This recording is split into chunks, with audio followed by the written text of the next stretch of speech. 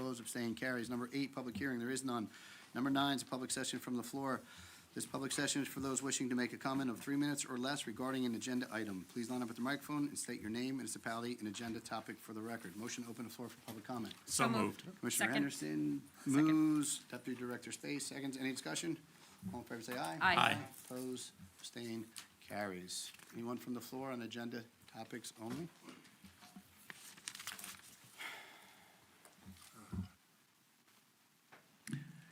Good evening, Ken Collins, Andover Township, regarding Resolution S concerning the proposed Keogh Dwyer building sale. I'm here tonight to voice my opposition to this resolution authorizing the sale of the Keogh Dwyer building to the highest bidder and to ask all of the county commissioners to vote against this proposed sale. While we are in this building holding this meeting, homeless people are sitting across the street on the Newton Green. The Keogh Dwyer building presents the perfect opportunity for housing the homeless and putting the services our homeless citizens require in a place where they are readily available to those in need. In addition, it would be a perfect location for low-income housing, as many of... Ken, just 1 second. Sorry to Yeah. interrupt you. Get your time back. Just move that microphone a little way. I moved it too close. Sure. Thank you. Sorry. In addition, it would be a perfect location for low-income housing, as many of our citizens who live on low fixed incomes also do not have a car and require the things they need to be within a walkable distance. Many low-income residents also utilize county-provided transportation, so centralizing the location where they reside would likely reduce those costs to the county. Housing homeless and low-income residents in the Keogh Dwyer building would probably result in a kinder, gentler Spring Street. Selling the Keogh Dwyer building to the highest bidder is a short-sighted mistake, but should you choose to do so, the proceeds from the sale should go directly back to the county taxpayers, who were all fleeced for more than $26 million when Parker Space and his fellow commissioners fumbled the Sussex solar swindle, a scam which Parker Space approved and is responsible for implementing, a scam nobody has been held accountable for to this date. If you're going to sell the Keogh Dwyer building, the right thing to do is give the proceeds back to us taxpayers. It won't come close to making up for our $26 million loss, but it's a start. To quote White House Press Secretary Carolyn Leavitt as she gaslighted the entire world yesterday, this was obvious to any person with a shred of common sense.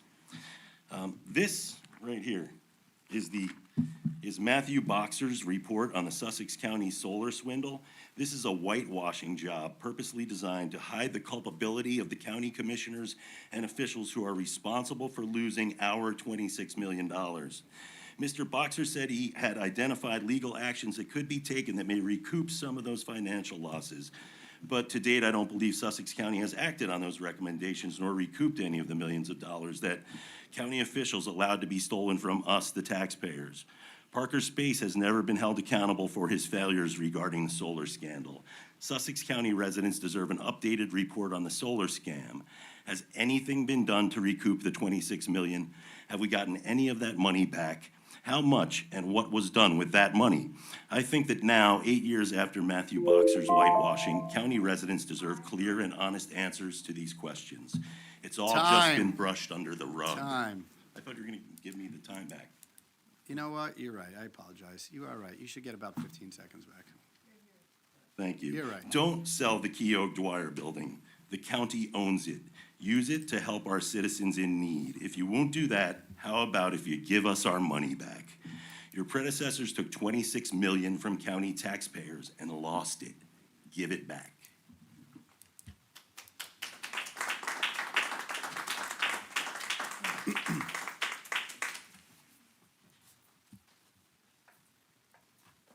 John Snyder, Sanderson. I just have questions on resolutions O and P. I never heard of these things before. Omnissa and VMware renewal license and 116,000, and then the next one's related to that for updates for 67,000.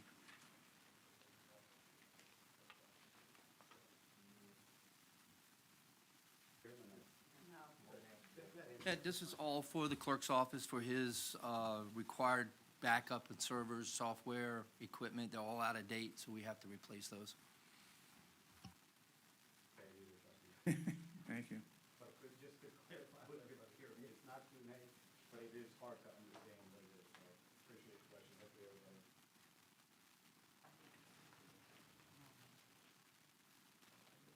All right. You should be remote. Forewarned. Good intro music song anyway.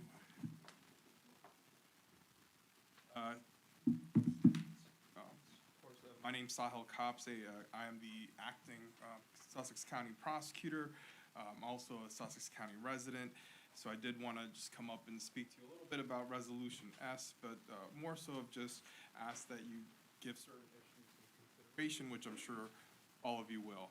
But first, I do want to thank all of you for the time and care all of you spend in ensuring that all the decisions you make in this room are always in the best interest of the community, because tell that it is a very difficult job and you have a lot of interest to manage and balance when you vote on these decisions. My current role as the acting county prosecutor and previously in the other positions I held within the office, I've come to appreciate the support that we have received from the county and the commissioners, which allow us to serve the community as the chief law enforcement office in the county. I do see there is the Resolution S regarding the potential sale of the county jail, and while it is something I completely agree it is within the purview of the commissioners and the county government to decide upon, and nothing that I would ever try to overstep the function of the county prosecutor's office, I would simply request that some consideration be given to securing a new location or a plan be placed, made regarding relocating the prosecutor's office part of any decision that is made regarding the jail. This is something that I have discussed with the leadership within the detectives PBA in our office, and we do have a unified position on this, that the office is in great need of relocation and more space. My understanding that the prosecutor's office had two structures at 1921 High Street since about 2010. So about 15 years, the number of employees has grown. Technology as well as laws and directive have now changed our responsibilities, requiring us now to have more space needed for evidence, investigative units, and computers. Despite all these efforts, we have just outgrown the space, and on top of that, the poor working conditions of the buildings are generally well known and have been constant issues that have to be dealt with. The office has a unique position within the county that requires oftentimes agencies and representatives from state government and other counties to visit it. I would think that it would be an important reflection of our county to put our best foot forward and to ensure that our buildings are proper and are a fair representation of our county. I know the question of securing a new location has been a topic of discussion in the past, not only by me, but my predecessor, and it is no easy task finding a location that addresses these needs, as well as ensuring the safety of all the employees within the prosecutor's office. I know and trust that all of you have our best interests at heart, and I would just ask that you all keep it in mind in making any decisions. Just so in reference to what you're talking about, and as you said, we've been in discussion for at least 4 years prior to you being interim and so on and so forth. We understand 100%. I think the commissioner board up here, me being here the longest, has been given a bag of called emptiness at this point, but we're working towards that. We also have an obligation to the taxpayer not to raise their taxes and do what we can with the budget that we have. So we did not forget about you. We sat down, I looked you in your eye, and told you we did not forget about you, and you have not been forgotten. I appreciate that, so thank you.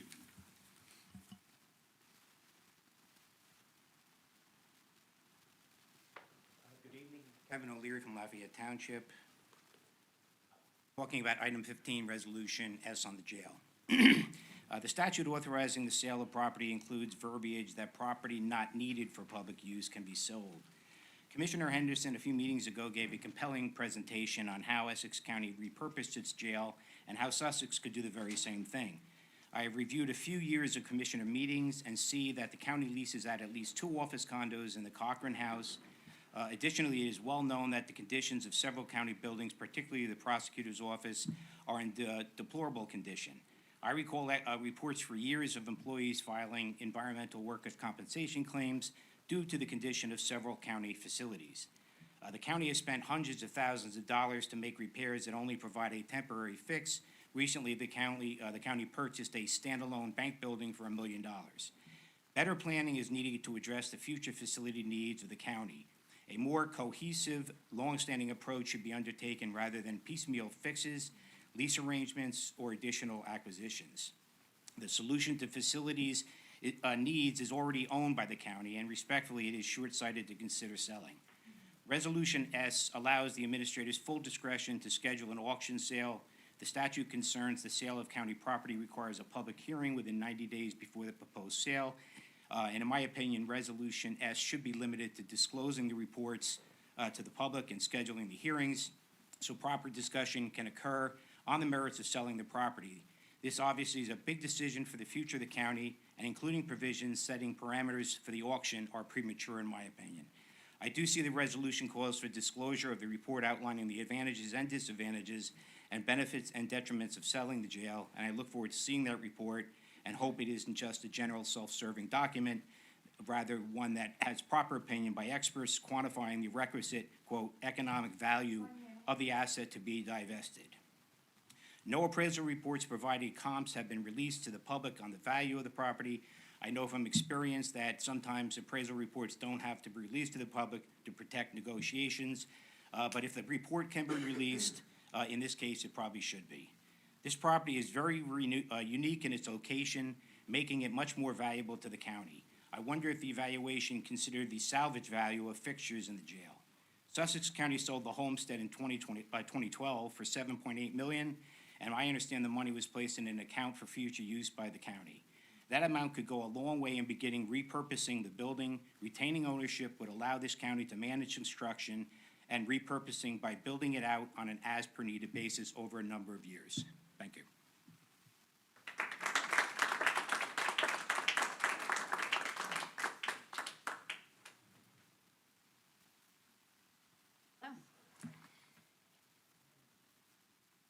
My name is Diane Rude, Hampton Township. I'm on a Resolution 15S. I represent the men and women of PBA 138 Prosecutors Unit, Detective Unit. I understand that you have a tough job to do with the balancing of the budget and saving taxpayer dollars. I have worked in the prosecutor's office for 22 and a half years. I have spent most of my career working in the basement at 1921 High Street. I am currently the Detective Sergeant for the High-Tech Crimes Unit, and I am also in charge of the weapons and the evidence locker.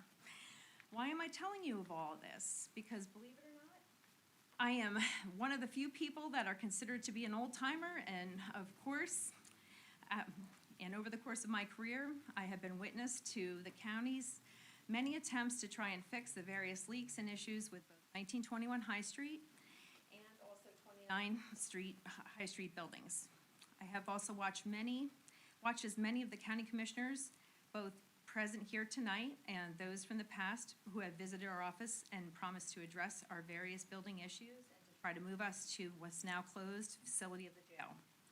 I would like to express to you that the men and women that I represent for my bargaining unit here tonight from the Sussex County Prosecutor's Office are deeply upset and disappointed to hear that is now on a resolution on the agenda tonight to sell the jail facility. While there is still no plan in place to meet the assurances that have been given to us during all of those visits from almost each and every one of you. While at the time it can be said that our office has its ups and downs with various personnel issues, I would like to point out that perhaps many of the issues stem from the fact that each day as people walk into their office environment, they walk into a building in which the office staff outgrew the place in which they work, probably in 2005. Please do not sell the Keogh Dwyer Correctional Facility, please rehab it. And a personal fun fact, my father was on the original construction crew in 1975, and he placed the Christmas tree at the top of the building when it was finished. Thank you.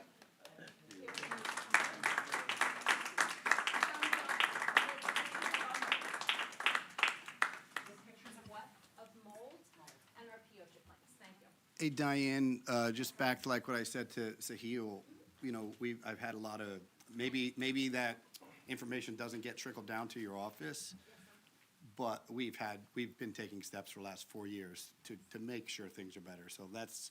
I we- know. Right, And I so understand. it does take a long time to do things.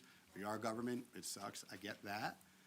There's also always money issues, but for you to say that we haven't taken steps, that's not right. That's not I true. understand that you have, I understand, I know there's been remediation done, and I understand. Well, it's not and even I the know there's remediation, steps. it's taking the steps forward to get you a better building, or a new building, or a totally renovated building. And that's been going on for 4 years. And I've had many conversations, so when you guys come here and say, well, we haven't been doing anything, that is not true. Well, I appreciate that, thank you very much, and I appreciate you for trying to clarify that. And I'd like you to understand that I'm coming to you with all the representatives, the people that I represent, and just to try to express to you that, we see this on the resolution, and we are reading articles in the paper, and But what does the selling of the jail have to do with the prosecutor's office? I mean, do you think you're gonna get the prosecutor's office, like, if we don't sell it? Like, that was never discussed. No one knows that information. That's not it's what been we discussed. represented to us over From- and for over the course who? of time. We've heard these rumors, we've seen this. Rumors. Where would you like to move us? They- Where could I would we love to please put a have new building up building? in the same spot, to be honest with you, and there's steps that we are taking. Okay. I want everybody to know in the public, because you made your statement, and I can't just sit here and say, we didn't do anything, because that's bothersome to me when I've been sitting here, and I've had many meetings with the old prosecutor, both two old prosecutors, and now the interim, Right. saying, we are taking steps. We have been taking steps. It's little steps, which, again, are not good for me, but that's how we have to work. Okay, so That's all. I can appreciate that, I do appreciate that, and I don't want to air out all the issues, and I know this is not the appropriate place to do so. If you would like to have a meeting with us, because you're right, it is not the platform for it, but if you want to come and sit and you want to bring some of your colleagues, I'd be more than happy to go over some of the plans that we have that I can tell you, what we've done, and get your feedback. But that's what I've been doing all along, and that's what a lot of the commissioners prior to me, along with me, and even our new commissioners done. If we didn't care, we wouldn't even come up and look at your building, and we do. We all know it's a problem. I've said it publicly many, many times. We have a lot of buildings that are in disarray. We got into this situation. We didn't create the situation. We're trying to fix it. That doesn't happen overnight. Sir, I've been there for 22 and a half years, Yeah. and I have been in that basement. And as you know, and I've expressed to you at certain times, and I know, and all of you have been down there.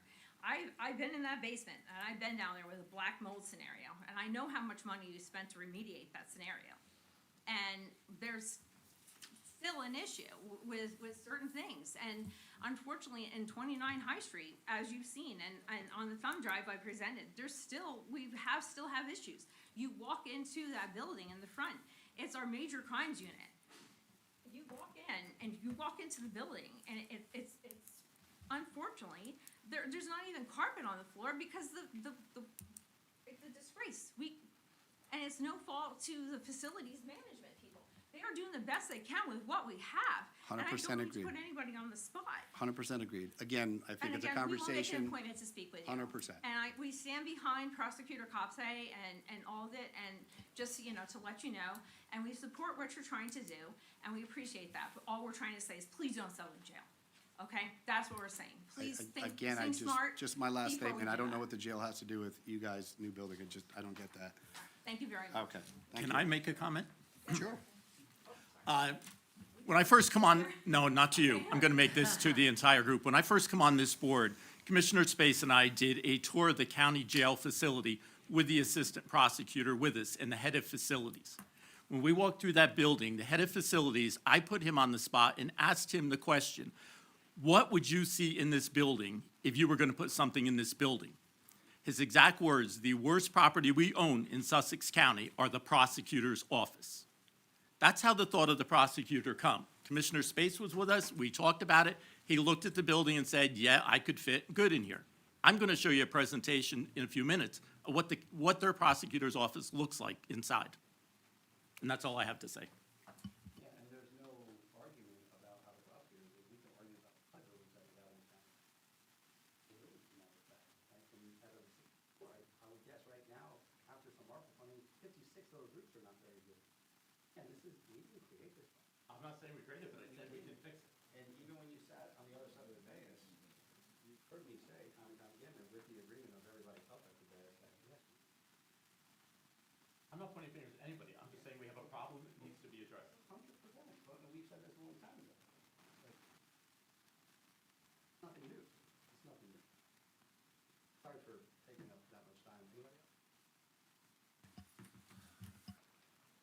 Michelle Van Allen, Hardiston. In regards to the resolution for selling the jail, the prosecutor and his team need a safe space to work. You're saying 4 years you've been working on it. A lot can get accomplished in 4 years. How long has the jail been vacant? You're saying, what does one have to do with the other? It's a space that could be retrofitted for the offices that you need for the people that are working in a basement for 20 years plus. If you're putting it out to bid, that means to me that it's not like if I sold my house and I put a price on it, well, they could bid back and forth, but this is the price I want. You put it out for bid, whoever the highest bidder is gonna get it. You're shaking your head no. Okay, that's why I'm asking. I don't know. I just know that it's a valuable building that probably needs some work, but could be retrofitted to work for the office space that you need for the people for the last 4 years that you said you've been working on, and they're working in a mold situation in a basement. Think about if that were where your offices were. I'm sorry, did you want me to? No, I'm just answering your question to the director. Okay, because I didn't want to take up your time. All right, great. I know you don't like when we chat amongst ourselves. So, oh, wait. Okay, so just think about if they asked you as the commissioners, why don't you swap with us from the prosecutor's office and you go work in the moldy basement? I'll bet you that would be fixed rather quickly. So I'm looking forward to your presentation, Commissioner Henderson, and I think you're on the right track of maybe getting someone to listen to what they have to say. These people work hard for us every day. They should have a place that they can be in that's not unhealthy for them, and that they're not going to sue our county. Someone comes down with comes down with a mold issue in their health. Where did it come from? Sitting in that space all of those years. Selling the jail, to me, is not an answer. If this is public property that we all own as taxpayers, we should have a right to say, instead of what the 5 people, oh, by the way, we're missing one. Oh, he was here and he left. What happened? Anybody see him leave? No, okay. He should be gone for good, but that's a different story. Please think about not selling this jail until you have enough time for all of us to understand what you're doing and if it really could be repurposed for what our needs are in this county. We have a lot of buildings. You say there's a lot of them need work. That one probably doesn't need enough work that we couldn't use it for our prosecutor's office and whatever else. And helping out with our homeless situation and those services, I think that would be beneficial. Thank you.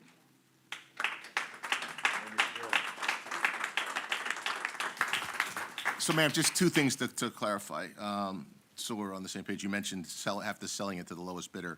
Not necessarily the case. The county does have the ability to set a reserve, which it will do, so that it doesn't end up selling it for $1 to somebody. So they'll pick a number below which, highest bidder, I'm sorry, but I think you knew what I meant. That's number 1. Number 2, they're still by statute, and the resolution tonight is just the next statutory step to selling a piece of public property. There still will be a public hearing, so we'll be able to go through all this again before it's actually sold.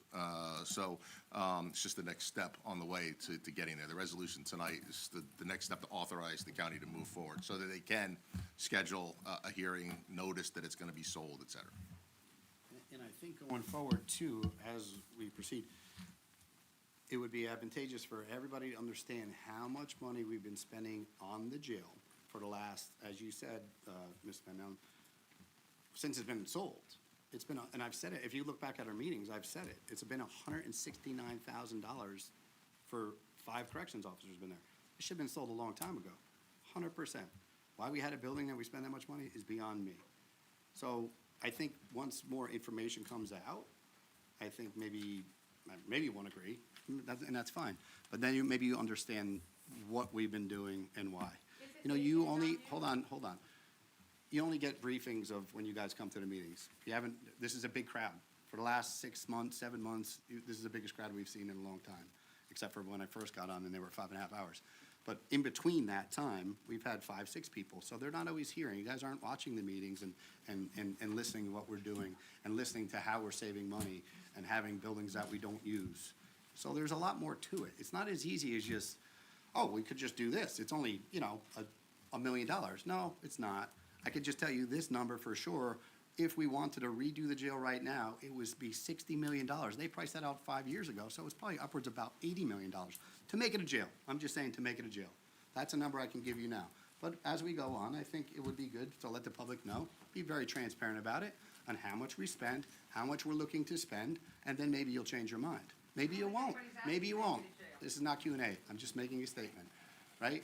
And I think that would help everybody out. I'd like to make a statement then as well. If we sat on this jail as a newbie sitting here at this board, we've sat on this jail empty for 4 years. I guess my question is, as a new commissioner and as a taxpayer, why did we sit on a jail for 4 years?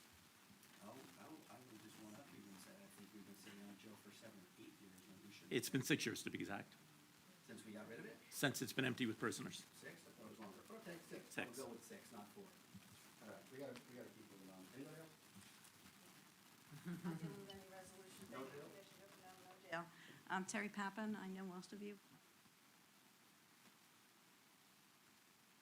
Knowledge? Oh, I'm sorry. Can you hear me now? I'm Terry Pappen, the Vice President of Finance and Administration at Sussex County Community College. Appreciate your time today. I'm here. Dr. Homer had to go to a planning board meeting. So- It was supposed to be a new agenda item. It's not so new business. Oh, okay, I'm sorry. You can get next public comment. Okay. Okay, sorry. So we're a little while on it. Okay. What else? Okay, motion to close the public comment. So moved. Mr. Henderson, you have a second? Second. Commissioner DeGroot. Commissioner Hayward, that's the same. Any discussion? All in favor, say aye. Aye. Aye. Opposed, abstained, carries. All right, number 10, Mr. Comments. Mr. Henderson, you're up. Okay, I'm going to start out on July 28th, since it's been a while since we've been here. I attended the Ogdensburg Council meeting as their liaison. One topic that came up there was the sale of the former Ogdensburg First Aid Building, which was given to the town. After back and forth conversation, a vote was taken, and the Ogdensboro residents will be voting on that topic on the November ballot, whether to sell their building or not sell their building. On August 6th, I attended a meeting at SCMUA where a resolution was unanimously passed allowing for sewer expansion in Vernon Township. On August 7th, I, along with my fellow commissioners, attended Senior Day at the fair. I, as a commissioner and a senior. It was a great event. I'd like to thank all the county employees involved in setting this up and all those that had tables with various information for our Sussex County seniors. I'd also like to congratulate Shirley Hill of Frankfurt, who was named Senior of the Year. I'm not going to reveal Shirley's age, but I can tell you I've shared several cups of coffee with her in conversation when she come to visit my grandmother over the years.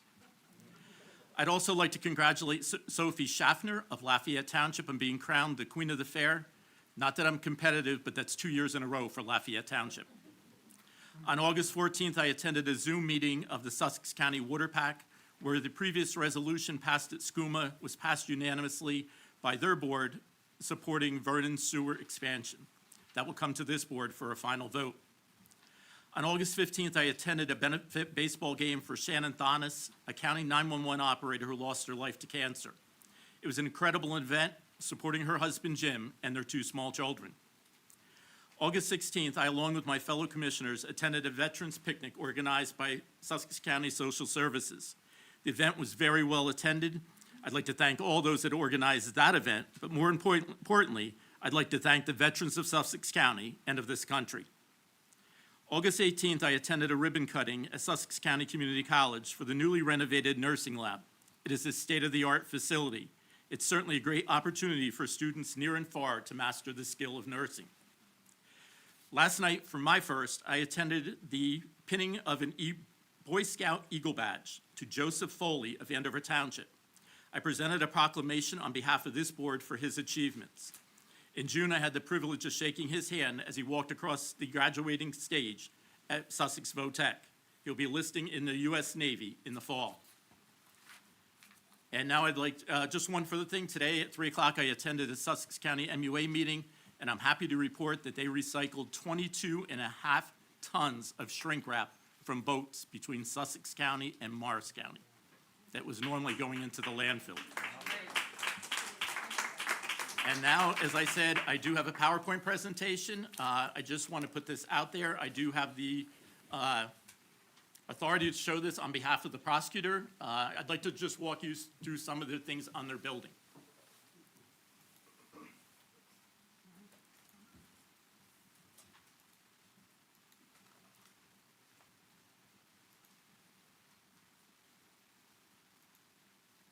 If you look here, as Ms. Rood mentioned earlier, this is the entrance to the major crime unit, and please correct me if I'm wrong on the name of the building. This is the front entrance of our top law enforcement in the county entrance, a floor of cement with the carpet ripped up with the glue showing on the floor. Okay. If you look at this, and it's kind of hard to see in this picture, it is a blue dehumidifier there. Commissioner Space and I both saw two of them sitting there running 24 hours a day. You look closely at the corner of the wall, there is a plastic tube that runs up and over the wall, through the drop ceiling, and comes down into the men's bathroom sink there, taped to the wall to drain the water into the sink.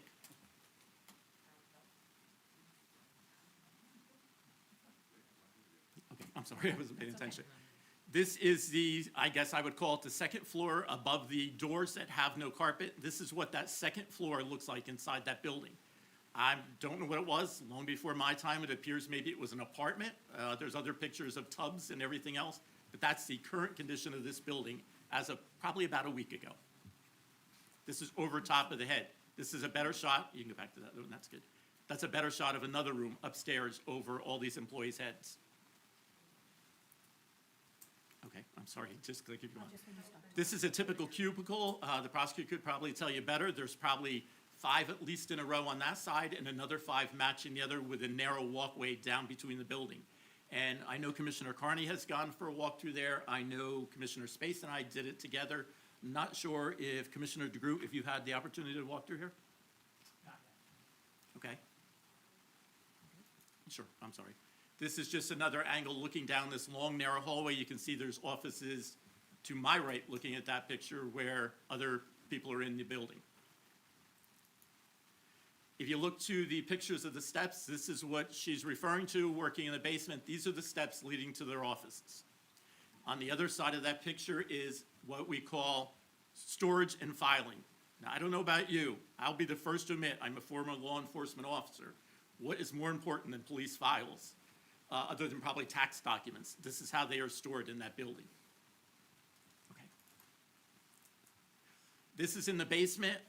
Ms. Rood, I'm sure you can probably tell me if this isn't one of your workstations.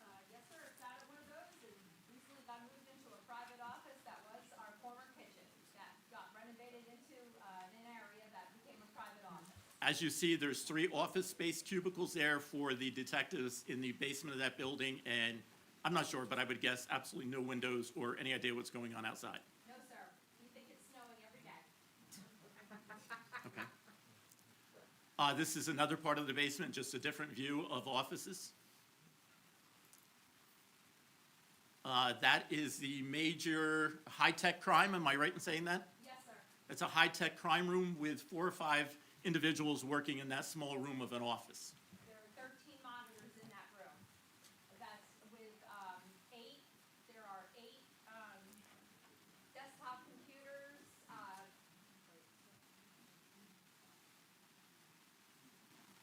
Commissioner, I don't know whether she can answer them, so I'm going to move further. yeah, so the prosecutor's office was good with showing these pictures of the high crimes unit there? I'm not showing, I mean, Wow. prosecutor, could you address that? Oh, we don't need a dress, I'm just asking a question. Keep going. Yes. I think the sooner the better. Yes. The next picture here is another office in the basement. Okay. The next picture is where our prosecutor currently is. You walk up the steps. Commissioner Space, I think, will agree with me. You walk up this step, you hit a landing, you turn and go up another flight of steps. If you want to come in for a personal interview or personally speak with this gentleman, you need to make sure you're able to climb steps, because you will suck wind by the time you hit the top step, and it certainly is not ADA compliant. And that concludes my report.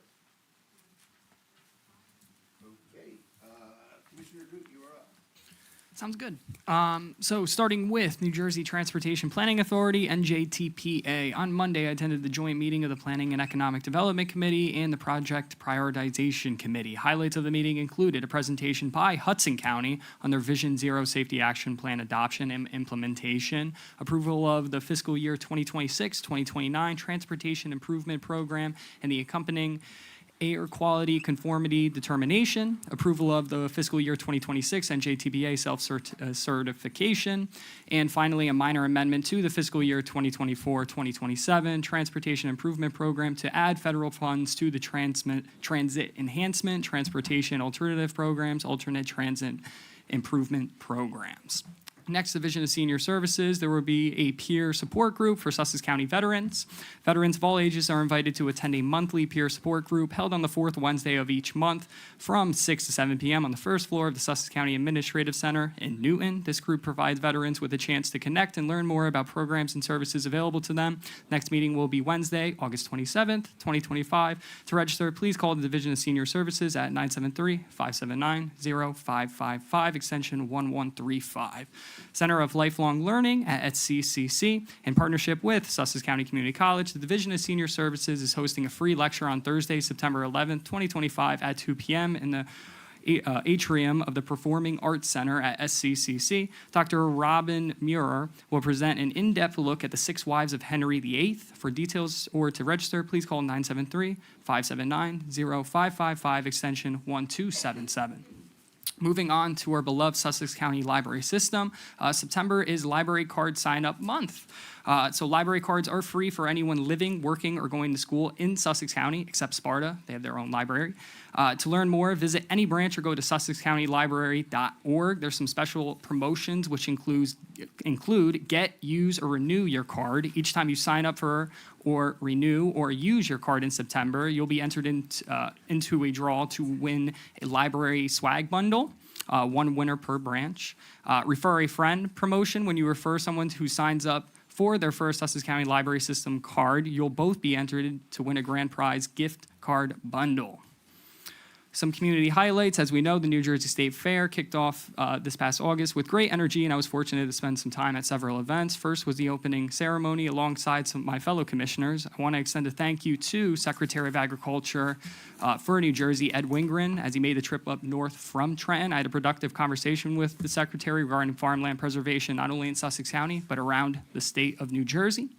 Next, I attended the History Awards, and I want to send a special thank you to Bill Truen, our county historian, for his dedication and recognizing exceptional students with a passion for history and historical landmarks throughout the county.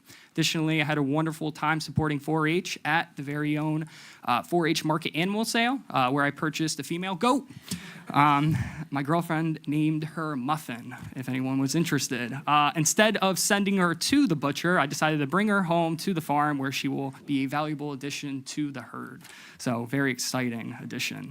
Last but certainly not least, there was Senior Day, which was mentioned. It was a tremendous success. Once again, congratulations to Shirley Hale of Frankfurt Plains Church for being named Senior of the Year. Thank you to Lorraine and the county workers for once again just doing a fabulous job. Additionally, alongside Assemblyman Ganmore, we attended a ribbon cutting ceremony for Norwest Cap in Sussex Borough. And then finally, alongside Commissioner Henderson, Deputy Director Space, and Director Carney, I was honored to attend and serve food at Sussex County's 12th Annual Veterans Picnic. Heartfelt thank you to the Division of Senior Services once again, Municipal Alliance and Veterans Committee for hosting such a meaningful event. To all veterans, truly, thank you for your service. That's all I have. Thank you, and God bless. Okay, I'm going to skip through a few of my things, so I'm not repetitious for all of you. Director Carney and I attended the ribbon cutting for the new mobile health clinic, which I'll read more about in my other part of my report. Commissioner DeGroot Henderson and I attended the opening ceremonies at the fair, where we had the opportunity to meet the New Jersey Secretary of Ag, Ed Wengren, had the opportunity to speak with constituents at the Sussex GOP tent for a few hours, which was great to hear their concerns. Commissioner DeGroot, myself, and Sheriff Strada toured the fair and went through all the agricultural buildings with Sheriff Jim Gannon. Attended a meet and greet with the New Jersey Farm Bureau President, Alan Carter. And then I also want to congratulate all of the Skylands ride drivers for their safe driving skills. We did give them awards also at the fair, and they're a better driver than I am, I will say that, since my car was in the shop twice this year, which I shouldn't even say that, but, and then I attended Coffee with a Cop with members of the Sussex County Sheriff's Department, Sussex County Prosecutor's Office, New Jersey State Police, County Administrator Ron Tappan, Frankfurt Mayor Dave Silverthorne, and Hope Paccong Mayor Marie Galati.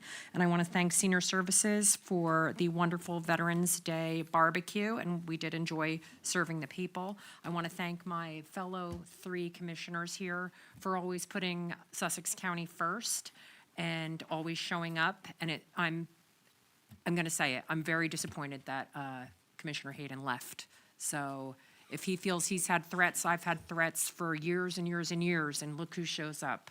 So I'm not going to be silent anymore. But anyway, on to the rest of my report. Division of Health Mobile Health Clinic. A ribbon cutting ceremony was held at the Health Division in Hardiston on Thursday, July 24th to celebrate the arrival of their new mobile health clinic. The Commissioner Board funded this purchase through the American Rescue Plan Act in 2023 to expand residents' access to health care and address barriers residents often encounter when trying to access services such as a lack of reliable transportation and travel time due to our rural and expansive geography. The Office of Public Health Nursing is excited to begin utilizing this vehicle and hopes to have everything in place for this to occur this fall. To learn more about the services and programs available through the Office of Public Health Nursing, visit their website at sussex.nj.us/nursing. Office of Public Health Nursing Clinics, a child health clinic, will be held on Tuesday, August 26, 2025, from 10 to 12 at the Office of Public Health Nursing, 201 Wheatsworth Road, Hamburg. This clinic offers complete physical exams, screenings, and age-appropriate immunizations for children from birth to 5 years. Services are free for those who are uninsured. To learn more about this clinic or schedule an appointment, call the Office of Public Health Nursing at 973-579-0570, extension 1275. A health check clinic will be held on Tuesday, August 26, 2025, from 2 to 4 p.m. at the Office of Public Health Nursing, 201 Wheatsworth Road, Hamburg. This clinic offers vaccines for adults and school-aged children. There is no fee for vaccines if uninsured or underinsured. The clinic also offers a variety of health screenings. To learn more about this clinic or schedule an appointment, call the Office of Public Health Nursing at 973-579-0570, extension 1275. Division of Senior Services, Matter of Balance. A Matter of Balance is a program designed to reduce the fear of falling and increase activity levels among older adults. The Division of Senior Services will hold a Matter of Balance classes at 2 locations beginning in September, as noted below. Hopakong Senior Center, September 8th through November 3rd, once per week on Mondays from 10 to 12. Vernon Senior Center, 21 Church Street, Vernon, September 3rd through October 22nd, once per week on Wednesdays from 1 to 3 p.m. To register or obtain additional information, please contact the Division of Senior Services at 973-579-0555, extension 1225. And then I'm going to leave the rest of my report and we'll post it online to save time. You're welcome. I was going to give you a 1-minute warning, but I decided not to. Okay, I'm going to give you the Department of Engineering Planning. Sussex County in-house construction crew is advancing work on the replacement of County Bridge X20. The bridge is located in Wantage and carries Berry Road over a branch of the Papakinning River. Anyway, crews have completed the site clearing and demolition of the old bridge. Current work efforts include construction of the bridge abutments and installing steambird scour protection system. Not even sure what that is, and I build bridges. Work on the bridge abutments is expected to be cleaned by the end of the next week. Once complete, crews will begin work on the cast-in-place concrete abutment seats requiring to support the new timber bridge superstructure. So it'll kind of look like it'll fit in, almost like a vintage bridge on Berry Road. If you live in Wantage, it's been out for easy 12 years. So hopefully that'll be done in the next couple months. Sussex County Bridge B08. Sussex County in-house bridge construction crew is nearing completion of the bridge rail and sidewalk replacement of Sussex County Bridge B08.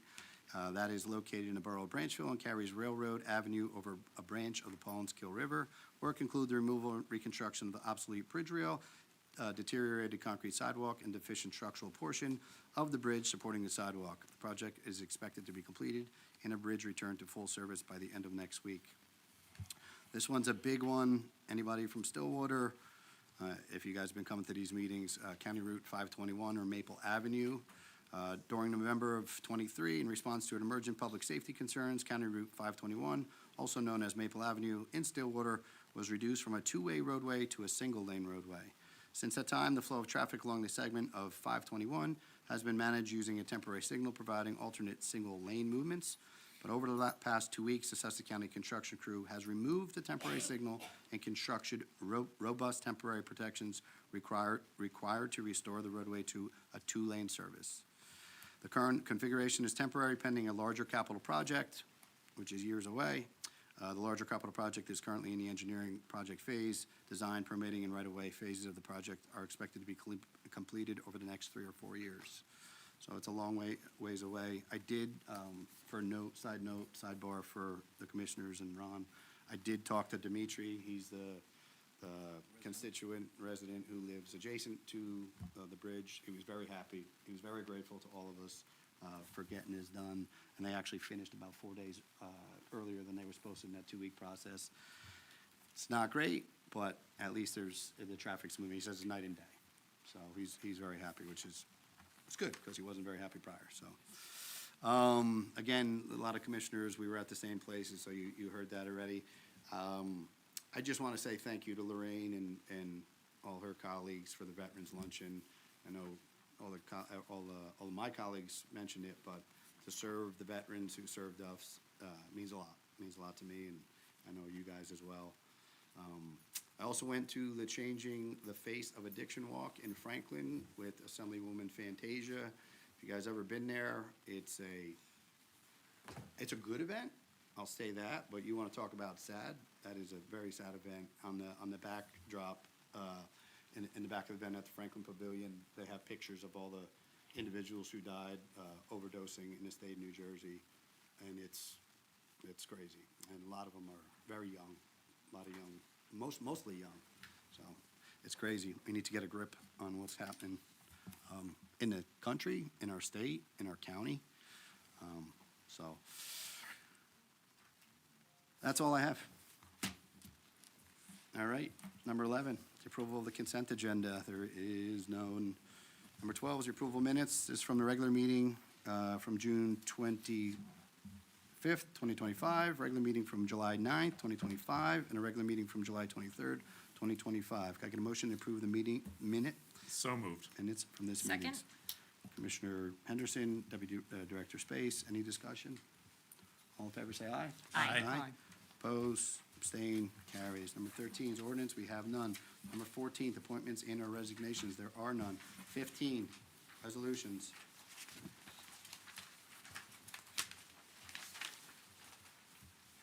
All right, can I get a motion to adopt resolutions A through R? So moved. Deputy Director Space, have a second. Second.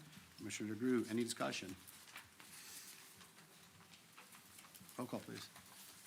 Deputy Director Space? Yes. Director Carney? Yes. Commissioner DeGroot? Yes. Commissioner Hayden, absent. Commissioner Henderson? Yes. All right. Motion to adopt Resolution S. Can I have a motion? I will move that. Can I have a second? I'll second it. Commissioner DeGroot, any discussion? Yes, absolutely. I think I've certainly stated my point here in my objection to selling the jail and retaining the jail for county office space. I understand the county can't afford to do it all at once. I think it's something that's years in the future, certainly long after my time of building the jail out to host county buildings under one roof, one air conditioning, one furnace, and maintain one building versus the prosecutors who currently occupy 5 different locations. We received our packet on Friday afternoon of what was coming up in the minutes today. It mentions an Appendix A. Appendix A is a report that we're going to vote on tonight to release to the public. Believe me, I'm all in support of you guys seeing this resolution. But I guess I do have a question, and maybe this is for our administrator more than you, Director Carney. The report is dated. It was done by our engineering department, Bill Copenall. The report is dated April 29th, 2025. I received that report for the first time ever since I've sat here in 8 months on 3/18/2025. at August 16th at 3:18 PM. I guess I'd like to know why, since this has been such a hot button, why this report. I don't know whether anybody else on this board has ever seen this report before, but I saw it for my first time on Friday afternoon. And I don't know if there's an answer to that, why we're just seeing it now when we know this has been a hot topic for months. I don't have an answer why you. Have any of you seen this report got before, it. Well, Friday? We all got the same thing. Why would we be holding a report? We've had multiple discussions about what to do with the jail, possibilities of the jail. We've met with facility, and yet we've been sitting on a report from August 29th, 2025. I don't know. I will tell you personally, I don't operate that way. I'm like you. I want things done right, and I want them done fast. 100%. This bothers me. You could have asked for it, and I get that. How do you ask for it if you don't know it's available? I'd ask for anything. I didn't know. If you were more involved, I guess you would get it. I'm more involved. I don't have an answer for you. Well, I mean, it's not involved. It's the I'm fact. saying involved in this, people, not involved in everything. Obviously, we know he does a good job. I'm not hating Colin. I'm just saying involved in that. If you were concerned, you need more information, you can get it. I asked for the appraisal on the And building. you should have got it earlier. I got I did get the appraisal, but I've never, ever seen this document now that we're voting on tonight, Exhibit A. I agree. You should have got it. All of you should, not only me, all of you should. 100%, I agree with you. You should have got it. We should And I will tell you, I'm voting no in this resolution, and it's not because I don't want you guys to see the report. I am in no way favor of selling that jail. But I think the report is going to help people understand reasons, the steps that we took and why it even came to fruition. I think that's important. I- I know you That's don't gonna agree be with up to selling them. jail, but for people to see, I think they would appreciate that. When I look at a repairs list of $301,000 on 2 buildings and think what that could have been done in 4 years with that money that we sat on an empty jail in the beginning process of building that. 1,000% agree, 1,000%. And I've been preaching for this for a long time. I said that before. And same thing- I'm with same you. thing with Then the- how do we move it same thing forward? with the prosecutor's office, right? We were 119, that's what it was. It was 119 for the jail, and I believe it was 69 for the prosecutor's office, just on fixes itself, not even maintaining, it was fixes. That's what this is, repairs. Yeah, it's crazy. I 100% agree. That report should go to the people. They should see that, and that's what I said before. You should have got it a long time ago. And you know what? I will even take some of that blame.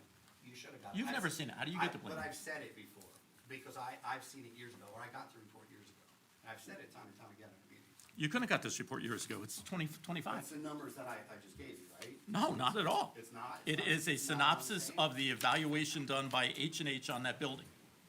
That's what this is. This is our engineer's interpretation of what the professional The cost did. are. No, there's not a dollar amount in this entire document. They're gonna see there is not a dollar amount in this Well, there's document. going to be. We're going to have to remedy that to make sure everybody gets it. Then I will make a motion to table this motion. Okay?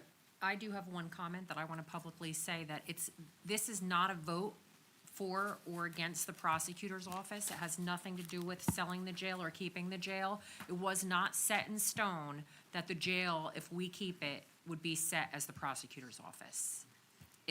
Because I've heard things with Board of Elections also. 100%, I agree with you, 100% on So that. I just don't want the prosecutor's office and their employees to feel like this was set to be theirs if we. 100%, of it. I agree 100%, but when we walked through with the director of facilities, and we asked him, and when we sat and talked with him, he said the prosecutor's office were the worst piece of real estate we owned in Sussex County.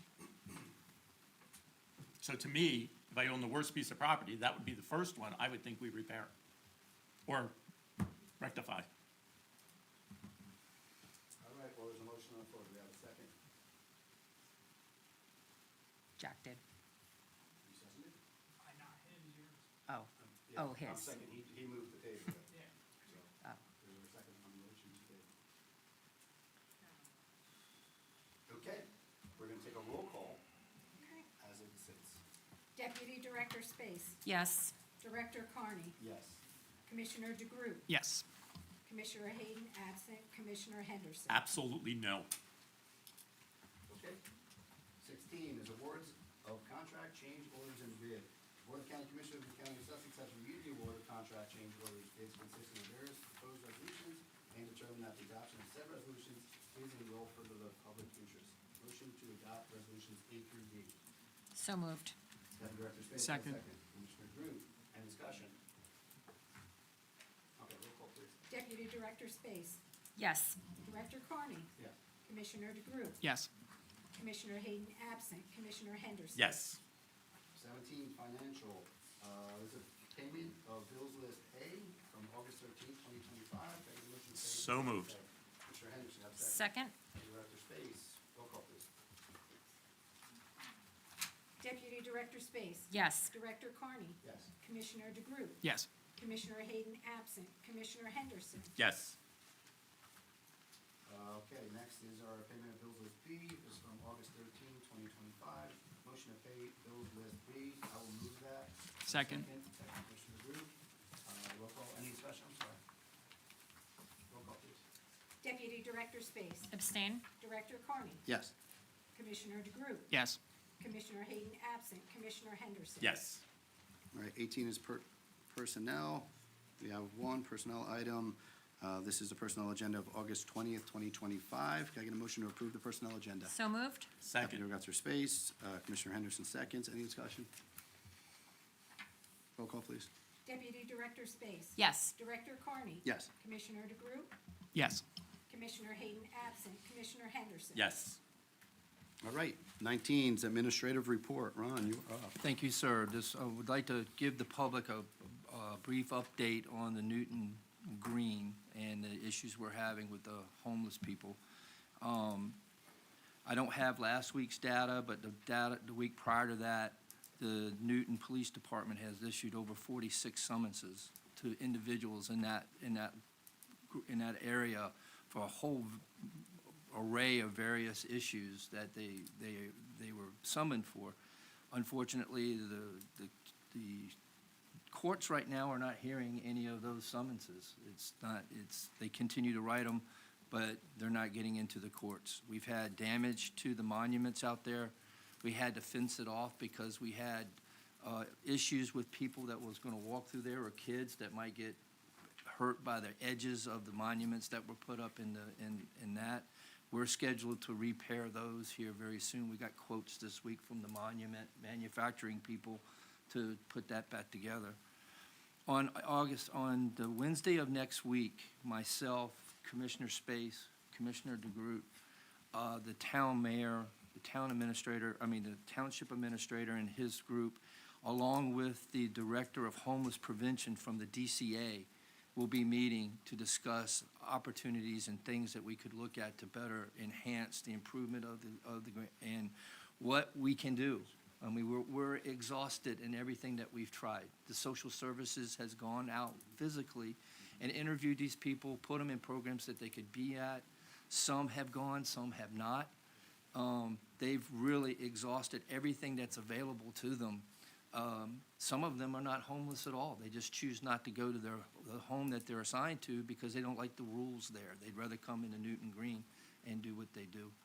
So we are on it. We're doing everything possibly statutorily that we can, and we're trying to get the state involved to give us more options on things that we could possibly do in the future. So that's about all I have on that particular subject.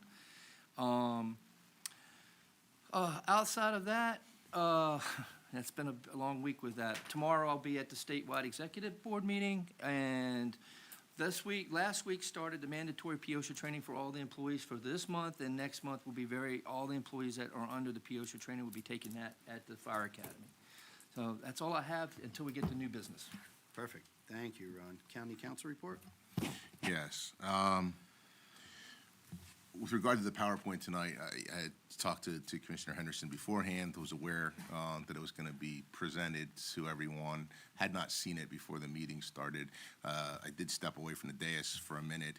I was talking to the director. I stepped away from the dais for a minute to talk to the county prosecutor, having seen it. And I realized that Commissioner Henderson got the prosecutor's approval to play it tonight. I understand that the video is not working tonight for the meeting, only the audio, so it's not visible online. I did raise to the prosecutor concerns that I have. A couple of the pictures, one in particular had a picture of someone's workstation that had a bunch of things posted around it. I did want to ask the prosecutor, I went back and asked the prosecutor if someone vetted to make sure that there's no either victim information on there or phone numbers that might include personnel in the prosecutor's office, anything that anybody that has access to a computer could blow up and be able to see. And we both spoke about making sure that those would be redacted. So I can assure everybody that nothing was available online tonight that anybody could have taken off by watching that PowerPoint.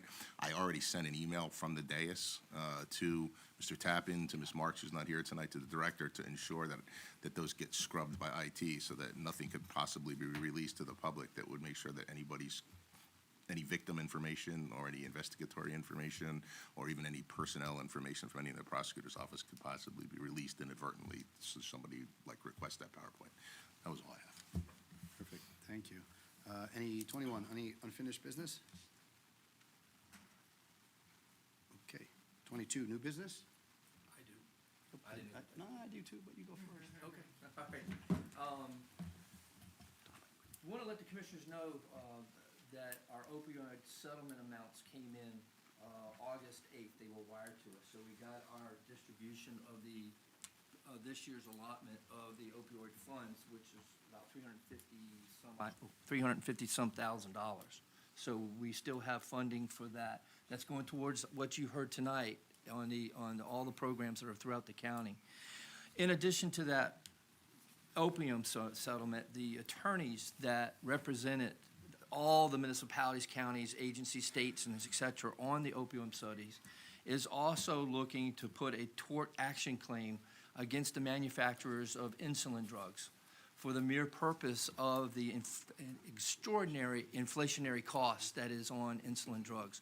Over the course of the history of insulin being developed in this particular arena in 1997 to the day, it's gone up 1,574% from its original R&D manufacturing.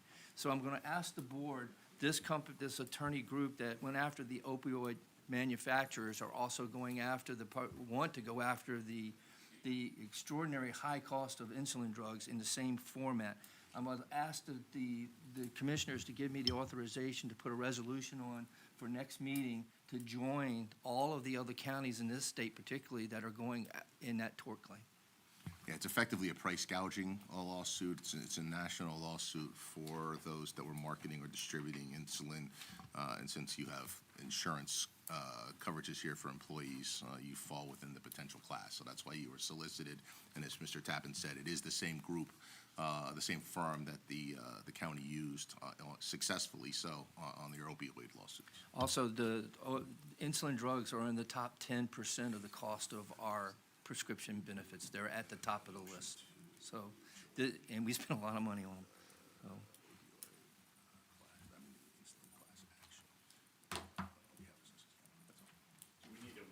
Yes. Yeah, I was just trying to state that. I was just figuring that out, yeah.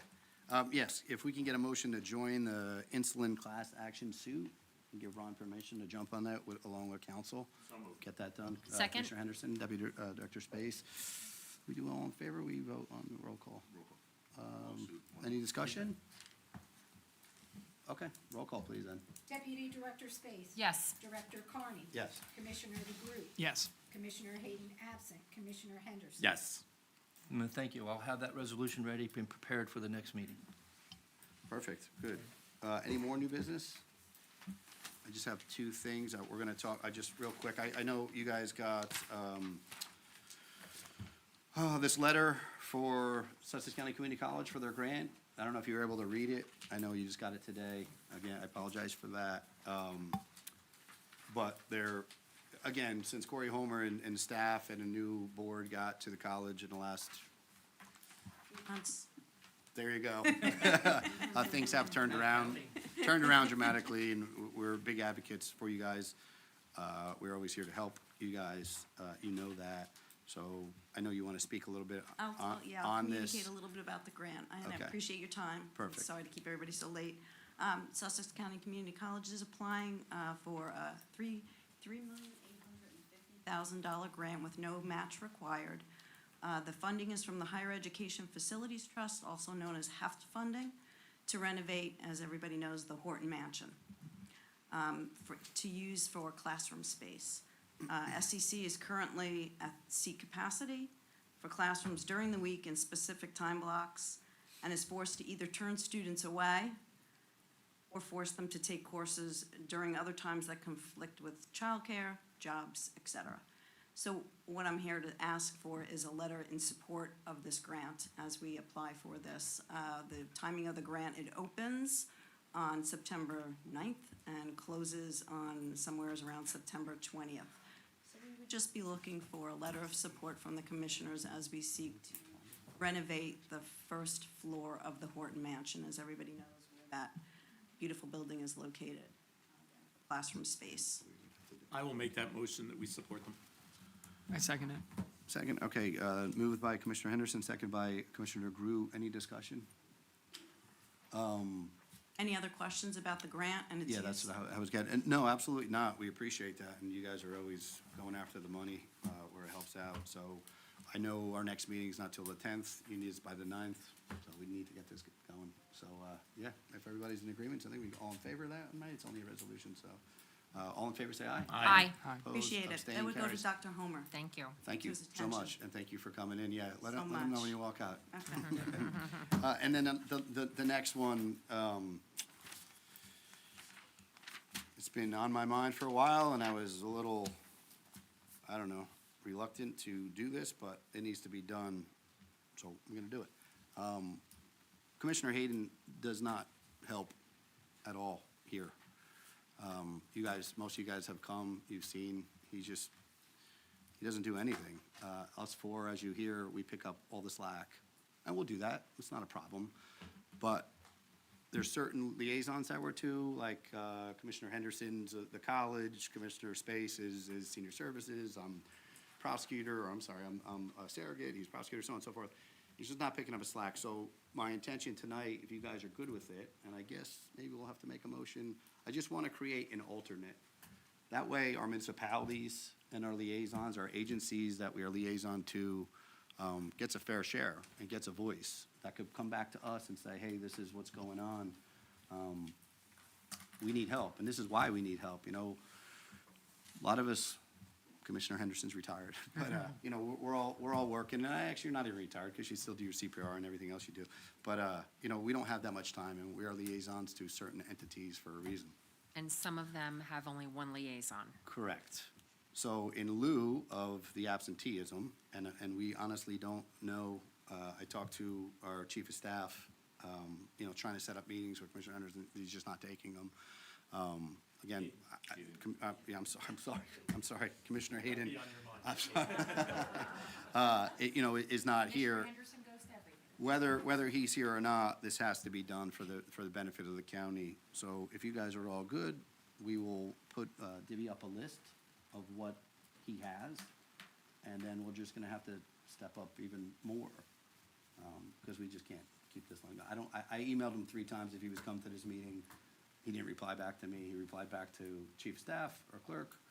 She said he was coming, and then, you know, you see what I see.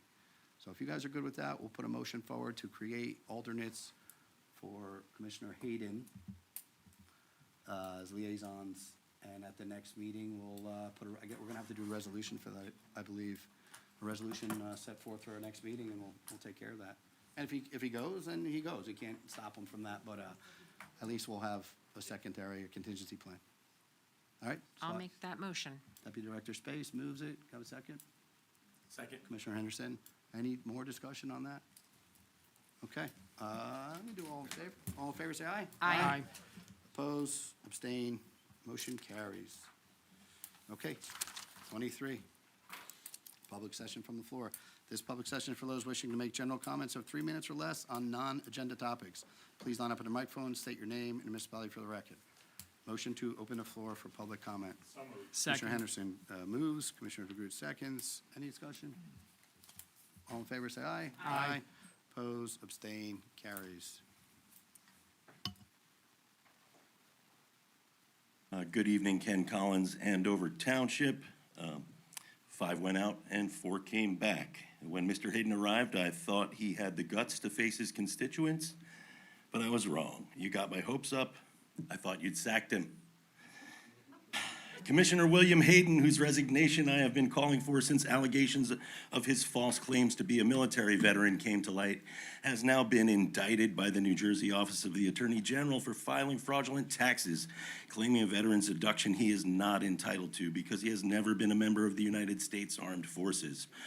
While Mr. Hayden may deny that he committed this crime, it has now been confirmed by the Department of Defense that he is not a veteran, as he has pretended to be, and Bill Hayden is guilty of claiming to be a veteran when he is not.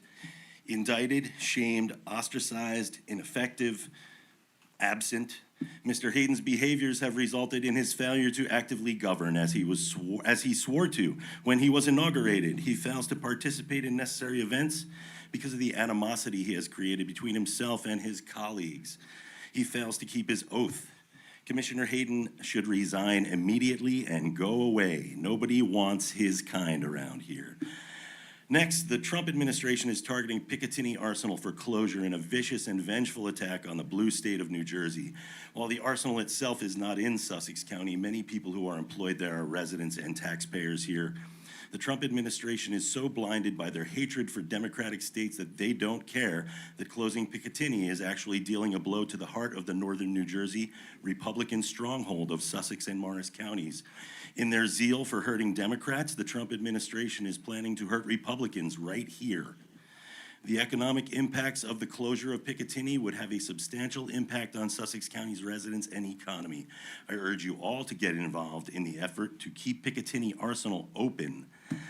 Lastly, the Foundation for Individual Rights and Expression, FIRE.org, will be sending you a letter explaining to you why the insurance requirements that you have implemented for the Newton Green are unconstitutional. I urge the board to take that letter very seriously if you want to avoid another lawsuit. Thank you.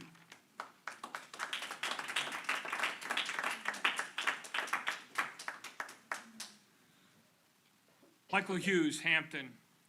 Why are veterans important to our nation? Veterans play an essential role in shaping and protecting our country. Their dedication to service goes beyond the military, influencing every part of American life. From defending our freedom to serving their communities, veterans uphold the values that make our nation strong. Veterans risk their lives to protect our freedoms and rights, and while facing insurmountable personal challenges. Whether it's being in war zones, spending long periods away from their families, or dealing with physical and mental ailments due to their service, veterans have made significant sacrifices to make sure that we can enjoy our freedom. Those who have served understand that things rarely go as planned during operations. As a result, veterans become skilled in thinking quickly and adapting to challenges. This ability to think on their feet is just one of the many valuable skills veterans possess. Veterans' time in the military often shapes their identity and worldview, influencing how they approach life and relationships. Many become inspired to continue helping our nation through volunteering and public service activities. This is one of the many reasons why it's important to honor and appreciate our veterans' contributions. Recognizing their bravery and commitment can help strengthen our national identity and pride. Veterans continue to inspire and encourage young people. They are great role models because they demonstrate self-control, determination, and integrity. As the younger generation continues to appreciate the impact that veterans have made, they will carry forward the significance of a veteran's role to future generations. As I said last week, there are many ways to demonstrate commitment to our nation. Now I can say this. Serving on the board, making that kind of commitment in time and energy, appearing at meetings to offer views sometimes controversial. But that being said, the veterans' contribution and identity is special. And to usurp that contribution and identity for the sake of a free drink, a pat on the back, and unearned applause is beneath contempt.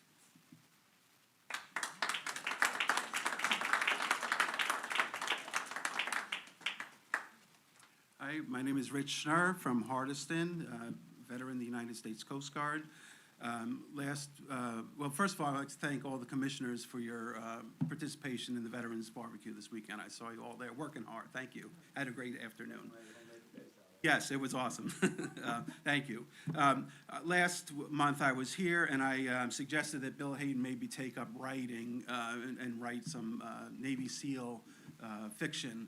And then I thought to myself, why don't I do a little of that and take up writing myself? So I've written a quick children's book to help them understand Sussex County government currently, and it's called Hillbilly Pig, and I'd like to read it to you. Sussex, New Jersey, a county pushed too far. On a farm in Branchville, New Jersey, lives Hillbilly Pig.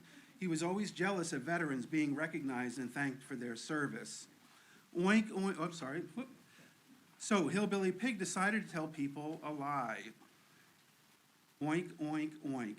He'll say that he was a Navy vet, nope. A U.S. Navy SEAL vet, nope. A U.S. Navy SEAL Team 6 veteran. Yes, that sounds good, thought Hillbilly Pig.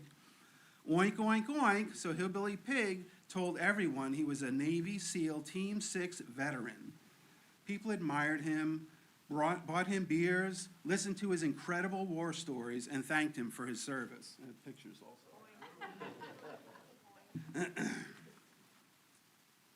Hillbilly Pig told this lie to voters, and they elected him to the County Board of Commissioners. Oink, oink, oink. This is how a pig became a county commissioner. The people then discovered the lies and demanded he resign immediately. Oink, oink, oink.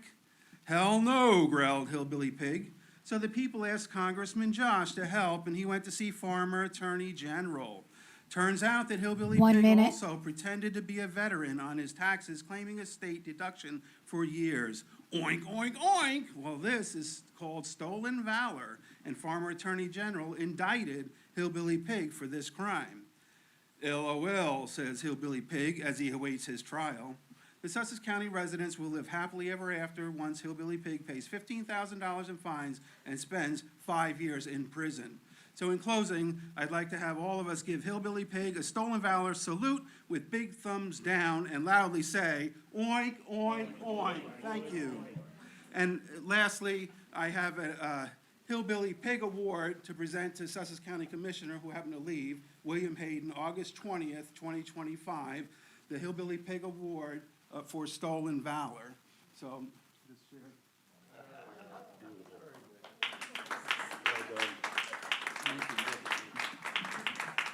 Can I leave this?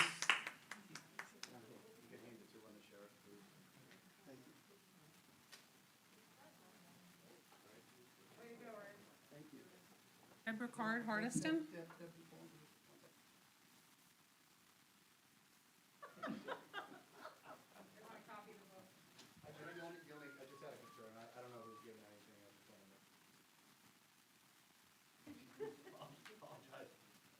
Ready? Deborah Card, Hardiston. I actually have two comments. The first one is about Mr. Hayden. He basically has a no-show job. As a taxpayer, instead of doing whatever, the lawyer can sanction him or figure out 3 meetings you miss and trying to make that work. You've basically split his duties between Jack and Jill, sorry, that doesn't sound right, and Alan and yourself.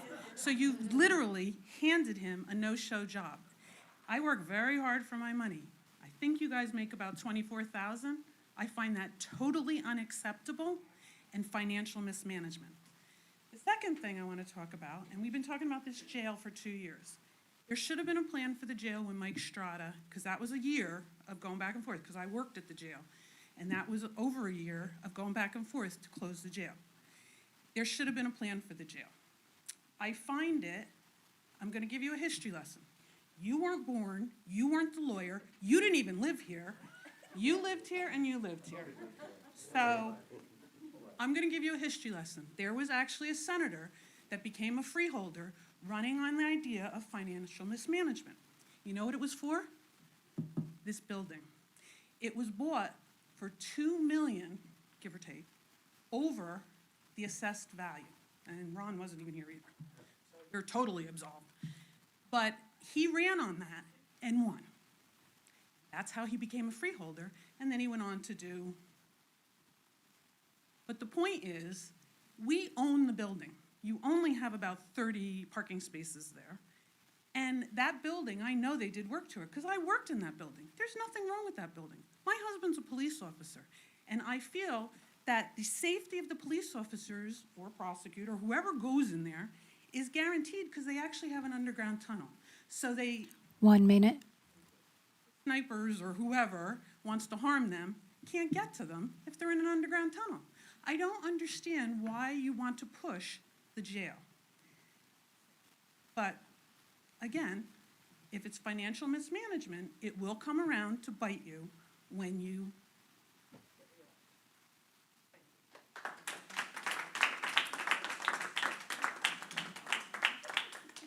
Hi, my name is Nick DiFabrizio from Augusta. Just a quick observation. You know, I noticed, I haven't been to these meetings in a while, but I noticed as I was sitting there that political polarization seems to reduce as you go from the national level to the local level. There's a lot more unity about issues at the local level than in our national politics. I mean, unfortunately, some of that may be around complaining about local politicians, and you guys get the brunt of that you don't deserve, but I still find it really an amazing thing to see. But there are two issues that I think are, have both a national and a local attachment that I think are really important. Commissioner Spence, you mentioned the local health, the mobile health clinics and the health opportunities for elderly. I spent the entire summer dealing with my very elder father, and who has had a lot of health problems, and I'm just astounded at how difficult some of the health issues are for the elderly. And as much as we have a really robust private health system, a lot of the burden really falls on community health, public health issues. It's really, really important that we keep that robust. Whatever happens at the national or state level, we have to do our best at a local level to keep those assets and opportunities open, particularly mobile. So many of the elderly and the poor have no ability to get to health care. Or to get checkups, vaccines, whatever. Just last night, I read that that a case of malaria occurred in Morris County. As somebody who's worked in Africa, I can tell you that malaria is the most dangerous, one of the most dangerous diseases we can face. So it's imperative for us to keep an eye on things like that. And that's a public health issue. Private sector's not going to do it. Second thing I put out, Picatinny Arsenal. My father-in-law was the head of pyrotechnics there for many decades during the Vietnam War. It has an enormous history of providing weapons and other technology to our military. It's imperative that it stays open. It's the cream of the crop. So we should do that, not just for economic reasons, but also as a support of our military, that we keep that open. Very, very important. Thank you.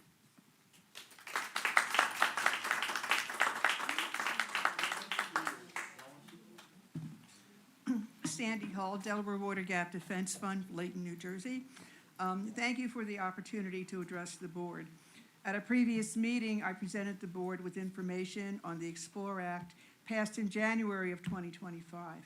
At that time, I urged caution and close examination of the Act's pilot programs. Tonight, I'm presenting information on Order 3434 from the Department of the Interior. The subject is strengthening coordination with gateway communities, those cities, towns, tribes, or unincorporated areas that are geographically adjacent to or serve as primary access point to a unit of the National Park Service. That would be our Delaware Water Gap National Recreation Area. Order number 3434 appears to be a detailed drill down of the Explore Act, dealing with gateway communities. The Gateway Community Coordinator, hang on here, this gets good. The Gateway Community Coordinator will facilitate communications and coordinate it with gateway community leaders. I'm not sure who those community leaders are or how they are going to be selected. But within 180 days of Order 3434, dated June 25th, the Director shall submit an initial report to the Secretary of the Interior with activity summations. Order 3434 also notes the Challenge Cost Share Program and the Federal Lands Access Program. Copies are enclosed for your review. Please read between the lines and with skepticism as I have. I trust nothing in these documents that appear to provide improvements and protections. I see these proposed actions as dangerous precursors to commercial development, paid-for performance opportunities for concessions, and possible intrusion of unwanted federal programs. I see a fun time dealing with the federal government in our backyard. And I just want to say I did discuss some of this with the mayor of Delaware Borough, Water Gap Borough in Pennsylvania. He 1 doesn't minute. understand any of this. I don't understand it. So if you guys can wade through this and figure out what's going on with the Delaware Water Gap National Recreation Area, the proposal to turn it into a national park, and how all this Explore Act and Order 3434 comes down, I see this as a real danger to us losing our Delaware Water Gap National Recreation Area as we see it. Thank you for your time.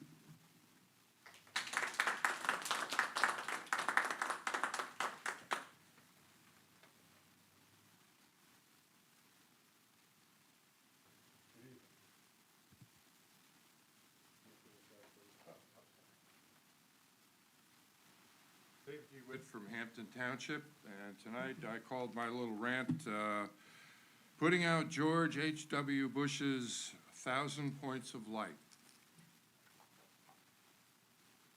With the August 7th executive order, Trump has once again launched an offensive to kill off as many nonprofit 501c3 charitable organizations as possible.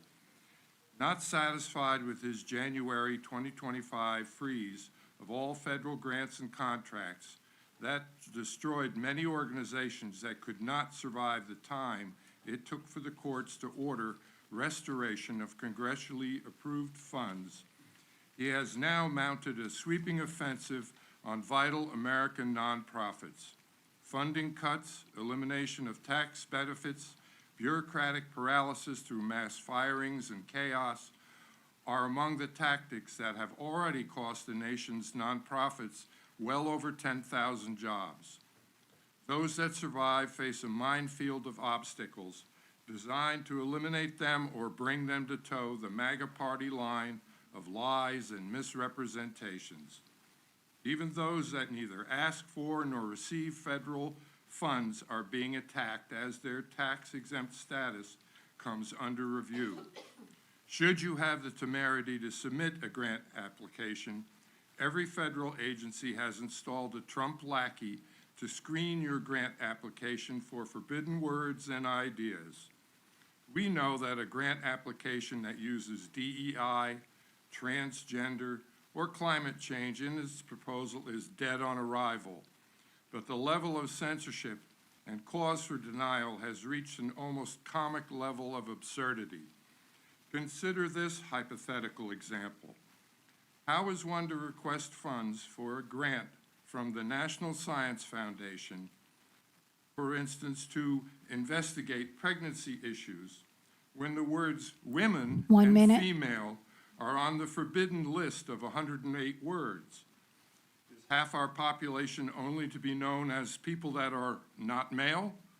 Do we want our government grant programs to abet Trump's sexist desire to erase women's power and influence wherever possible? Should you be granted funds, each program comes with an open-ended termination clause that stops and claws back funding should you step out of line and not serve Trump's gold standard science or advance Trump's policy priorities. You either serve the king or you don't survive. There are over 1.3 million nonprofits in America providing hospitals, housing, food, and educational progress to our nation. Trump wants them gone unless they become his allies to reshape his country or our country to his undemocratic and perverted goals. Time. Resist, speak up, tell the truth. You can find the list back there.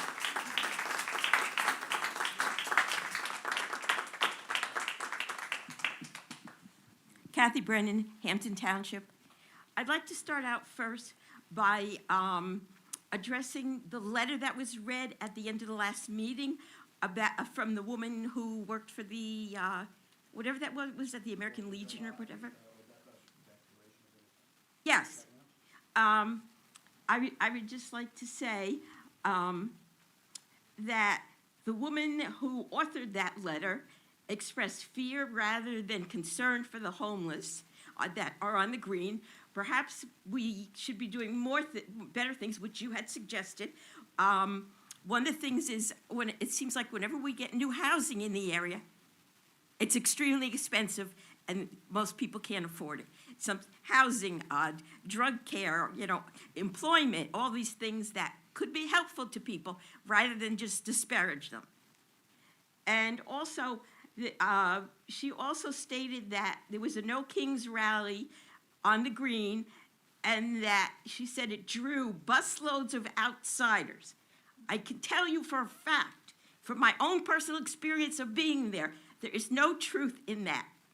The people who were there are Sussex County residents who are concerned about their country and their democracy. And I also would like to say that misrepresentation of things like this are just harmful and perpetuate fears and anger when we should be doing things to try to unite to save our democracy. I still believe that we have more in common than what separates us. We all need to focus on our humanity and compassion for our fellow man. And now to change the subject to my favorite subject, just a bit. When asked why I continued to shine a light on Commissioner Hayden's behavior for 1 minute. it seems like, at this point, my answer would be, it's not that I expect him to change. Obviously, I think at this point, we all know he's not going to change. But the reason why I continue to do it is because I don't want us to change. I want our values to stay the same, and I don't want us to be ignoring such behavior and allowing things like that to happen. That is not who we are, and that is not who we should strive to be. Thank you.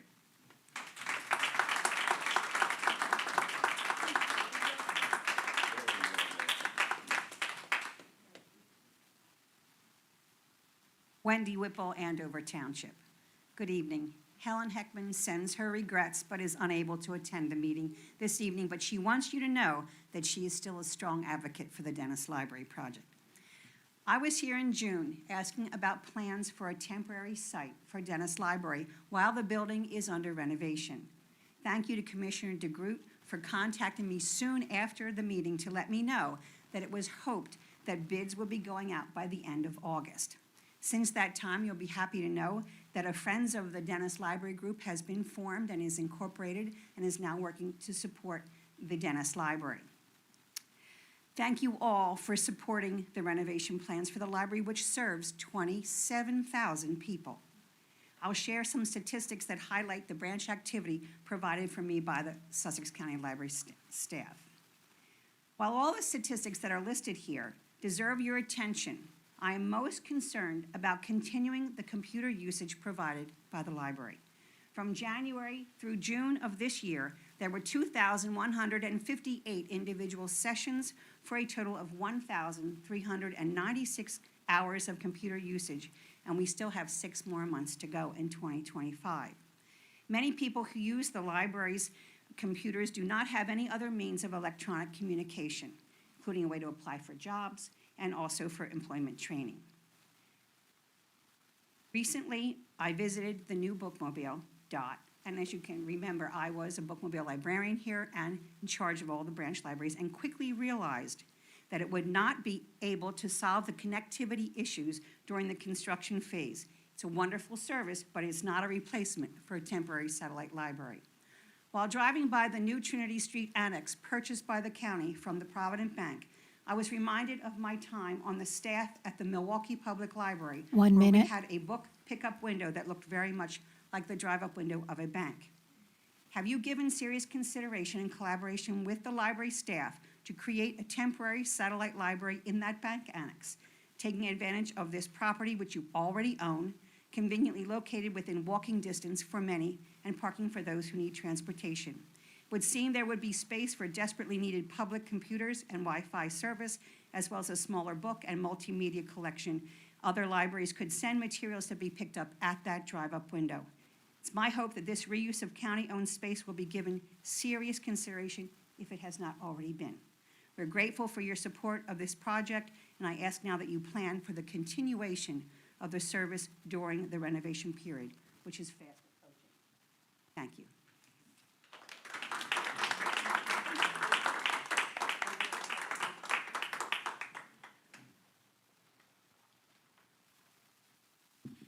Good evening, John Rolfus, Newton. We live in grave times as our democracy is under attack by the very person who swore an oath to protect it. How are we going to answer our grandchildren when they ask how we lost our democracy? It was not one big event, but a series of unconscionable acts by Trump and his accomplices that are chipping away at our governmental institutions. We'll tell our grandchildren that too many Americans accepted the unacceptable, made excuses for a tyrant, stood idly by as he destroyed our nation. We made concessions that enabled him to grab power. We'll tell them the American people could have stopped it. Consider the following events and how you reacted to each of these threats to our nation.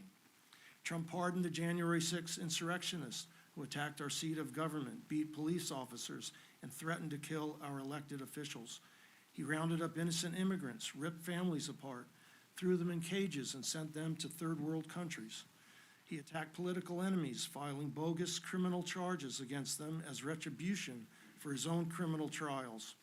He employed the military against his own citizens, sent the National Guard to cities and parks, just like the Newton Green, for no other reason than to scare the American public and exert his power. He disrupted our economy with tariffs and lied about big trade deals that never came to fruition. He told corporate leaders to eat the tariffs or risk threats to their businesses. He stopped congressionally mandated funding to schools, cutting much-needed programs for disabled and at-risk children. He slashed government-led scientific research that supported our health and environment. He berated world leaders in the Oval Office, turning the U.S. from a beacon of hope into a bully nation. As Trump and his administration attack our governmental institutions, diminish our standing in the world, and threaten our way of life, I have not stood by and let it happen without a response. 1 minute. I joined an advocacy group, marched in the streets, called elected officials, wrote postcards to fellow citizens, gave speeches, marched on the streets, held up protest signs, encouraged others to fight alongside me, and am considering running for public office. What did you do? What will you tell your grandchildren when they don't have the opportunity to live in a democracy and suffer under an autocrat that takes away their rights, gives their wealth to the oligarchs, and destroys their health and safety? How will you look in your grandchildren's eyes and tell them you did nothing to stop Trump from creating a world full of misery?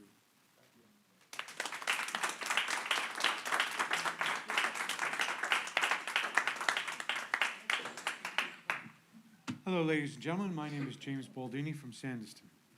So, had a great opportunity over the last few months to see you guys in action, looking online, watching the video. Heard a lot of comments from the same people, I think, that are behind me. And I got to tell you, I'm a little concerned at some of the things that have been said up here. I want to point out that a lot of things I'm hearing here are the same things that I've heard for the last 10 years from the media. The same media that did the following. They said COVID didn't come from the Wuhan Institute. They said masks didn't work, then they said they did. They said the vaccine, it worked, and then it didn't. We needed a booster. And then another, and then another. They said the Covington kids were all racist. They weren't. They said the Duke lacrosse kids were rapists. They weren't. They said that Trump was a Russian asset, a Hillary Clinton narrative paid for by Hillary Clinton. That's come out, and that's been found to be not true. They said that, of course, Russian collusion was fake news. They said Jussie Smollett was beaten up and attacked by two white guys wearing MAGA hats. We found out that was completely fake. It was two black guys who he hired. I can go on and on, but let me say this. They said the media claimed that Trump said that, he praised the white supremacists at Charleston. I'm sorry, Charlottesville, thank you. I appreciate the support there. But he didn't say that, but the media reported it.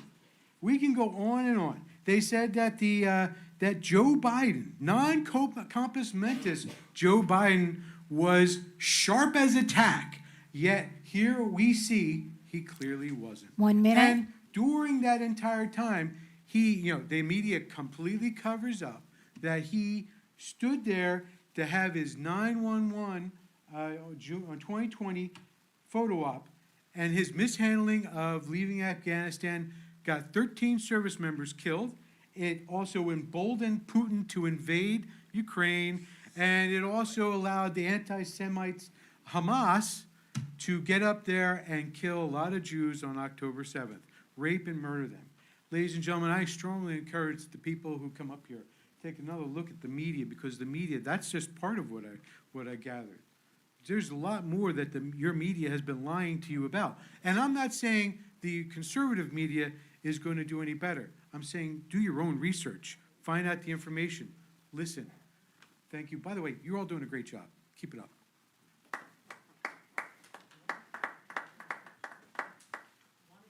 Guten Abend, meine Damen und Herren.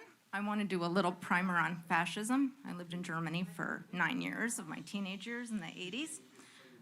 Amy, Linnae, Lafayette. Faschismus, eine Warnung. 1. Führerkult. A cult of personality is the result of an effort which is made to create an idealized and heroic image of a leader, which often leads to worshipful behavior. This leader becomes a symbolic figurehead for the nation. 2. Führerprinzip. A belief that the leader's word is law, that he is above the law, that he can make the law, that he can change the law, superseding legal or ethical constraints. 3. Identifizierung von Feinden, Sündenböcken als einige Ursache. Identification of enemies, scapegoats as a unifying cause. During those times, they were the Jews, they were the disabled, they were the gay men. 5. Verachtung für die Bedeutung der Menschenrechte. Disdain for the importance and weight of human rights. 6. Die Vorherrschaft des Militärs. The supremacy of the military to combat resistance. 7. Besessenheit mit der nationalen Sicherheit. Obsession with national security. 8. Starke und anhaltende Ausdrucksformen des Nationalismus. Powerful and continuing expression of nationalism, coupled with a sense of national superiority and xenophobia. 10. Schwerpunkt 1 minute. traditioneller Werte. Emphasis on traditional values, often including sexism, misogyny, with women's roles often limited to motherhood and homemaking. 10. Verachtung der Intellektuellen, Kunst und Änderung der Geschichte. Disdain for intellectuals, the arts. Arts and education are controlled and used to promote the fascist ideology, while critical and independent thinking is totally discouraged. History gets manipulated and revised to fit their ideology and to achieve their political goals. Guten Abend.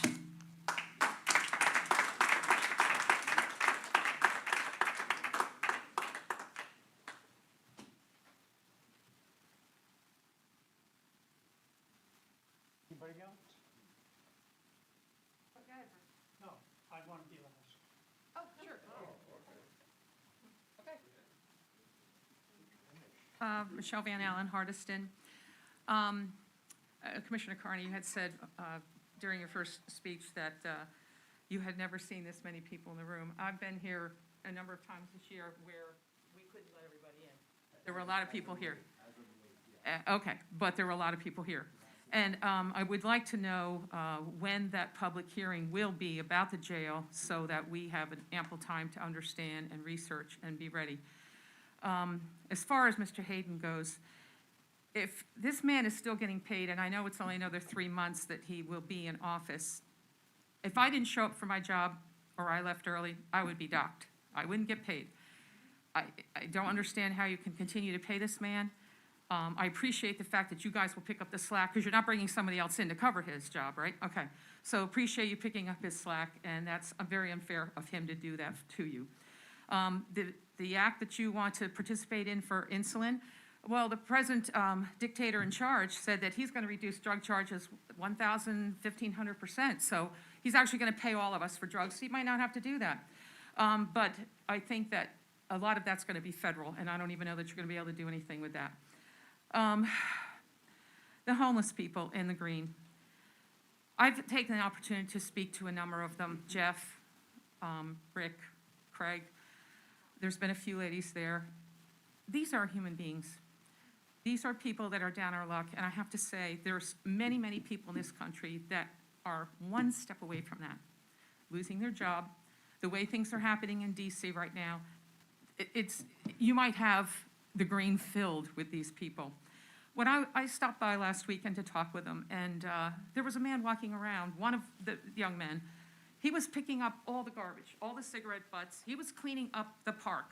He wanted it to be his responsibility that 1 minute. whoever left that trash there, he was picking it up.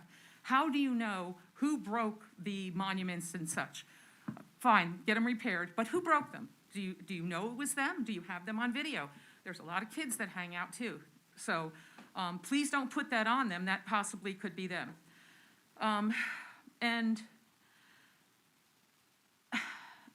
There's a resolution tonight, Resolution A, that had money for the homeless situation. What is that money for? Is that to try to get rid of them, or is that try to help them? We already know the dictator in charge.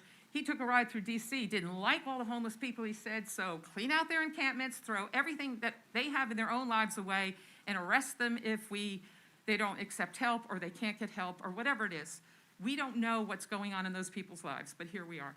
The last thing I want to say is I know that you're all Republican board here, and that shouldn't make a difference, because when you get elected, you represent all your constituents. However, what's going on in Washington is insane. Time. The last thing I will say, you don't have to admit that you were wrong to vote for him, but you have to admit that you were lied to. Thank you.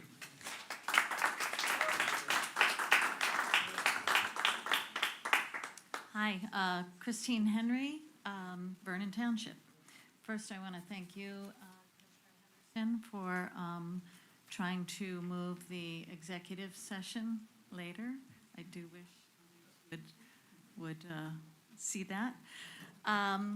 So I want to talk about some national issues. We have a president that is an indicted criminal. He rolled out the red carpet literally for a war criminal who is responsible for the kidnapping of thousands of Ukrainian children and the deaths of countless others. Putin is a murderous pariah, and the U.S. welcomes him on American soil. Putin tells Trump mail-in ballots aren't secure, and Trump reiterates his lies. No country uses them. 36 countries use them. Trump claims Ukraine started the war. These are Russian talking points he's reiterating. Ukraine invade itself? A former U.S. ambassador to Russia claimed this was the worst example of diplomacy since he's been alive. Possibly, he said, the worst in the history of the United States. I understand you have local issues that you deal with rather than national ones, but I ask that you stand up for what is right and what's truly American. And what's not American is storming the Capitol, destroying not only lives, but our peaceful transition of power, which had been held securely throughout our history. What's not American is pardoning those people, some of whom threaten the lives of police, Congress, and the Vice President of the United States. 1 minute.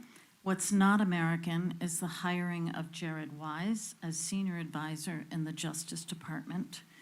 Wise faced multiple criminal charges due to his presence at the January 6th Capitol riot and is heard in video at the riot, calling law enforcement Nazis and yelling, "Kill them," repeatedly. He now works in our Justice Department. What's not American is the deportation of immigrants without due process. What's not American is the deportation of persons to war-torn countries run by dictators.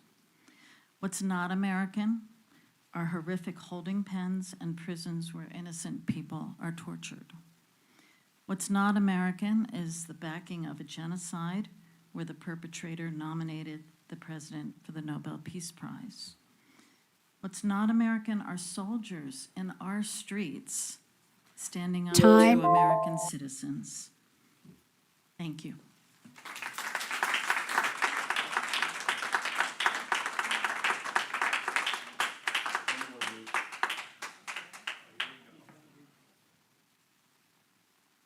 John Snyder, Sandyston. I'd like to thank President Trump for what he's accomplished in 213 days. Culminated, I guess, last week, we're starting now to try to end Biden's war with Russia and Ukraine. If you remember, President Biden, when asked about the buildup on the border before the conflict started, as long as it was only a minor incursion, he was okay with it. I guess a minor incursion to us might be New Jersey. Hey, got 50 states, that's only one. I guess that would want to take New Jersey, let them have it.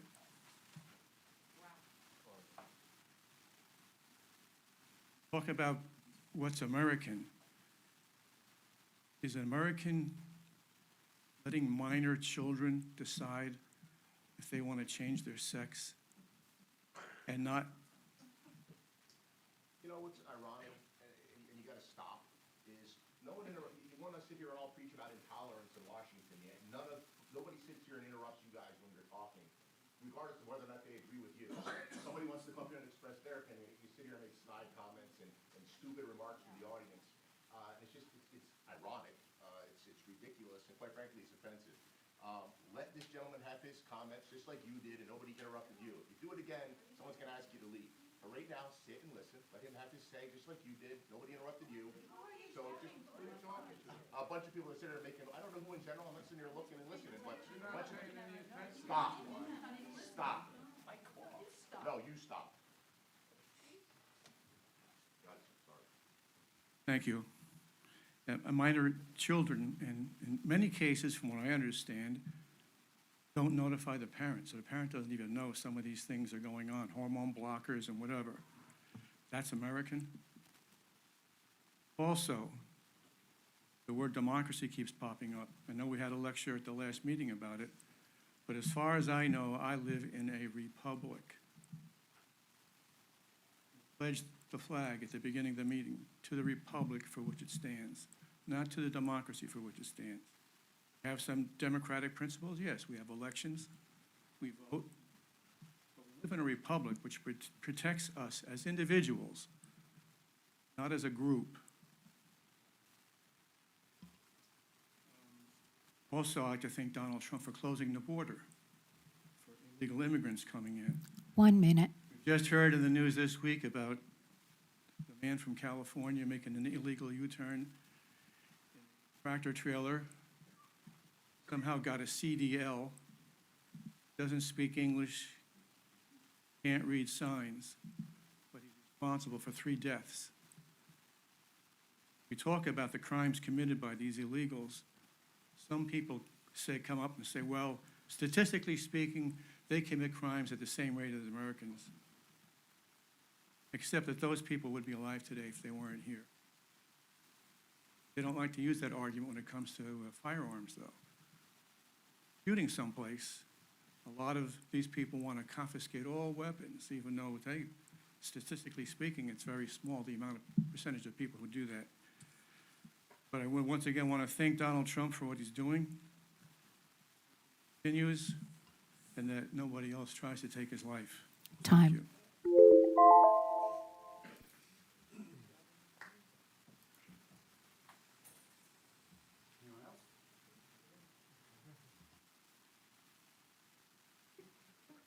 Well, that's because as a reporter, I'm here to report, not to comment during a public session.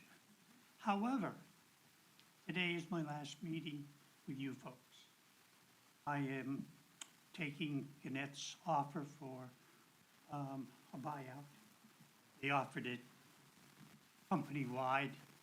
I got chosen here. What's going to happen with the Herald? I don't know, so don't ask me. I do know I'm the last one.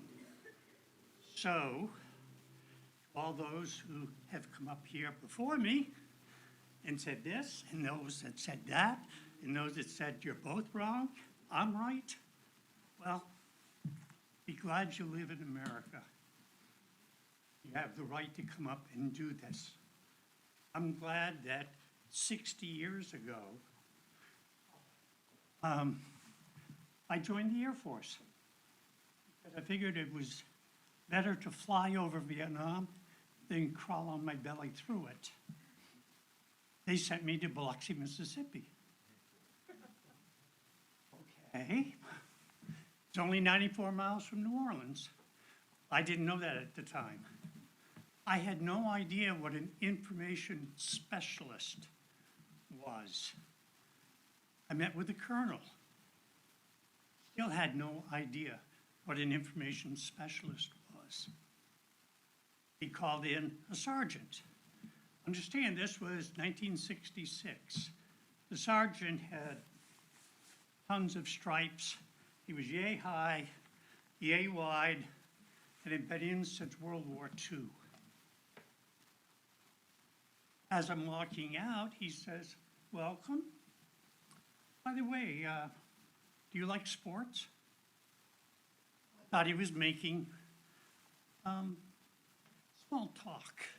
I said, "Well, if it matters, I like the Red Sox, and I like the New York Giants, and I like the New England Patriots. Understand that they were in two different leagues at that time." And he said, "Oh, good, you're our sports editor." That's how I found out that I was going to be a journalist. And now I am, 60 years later. I've won some awards, no Pulitzers, but I have never, in my whole entire life, lied about anybody. I am not fake news. You say it, I print it, that's what it is. And so,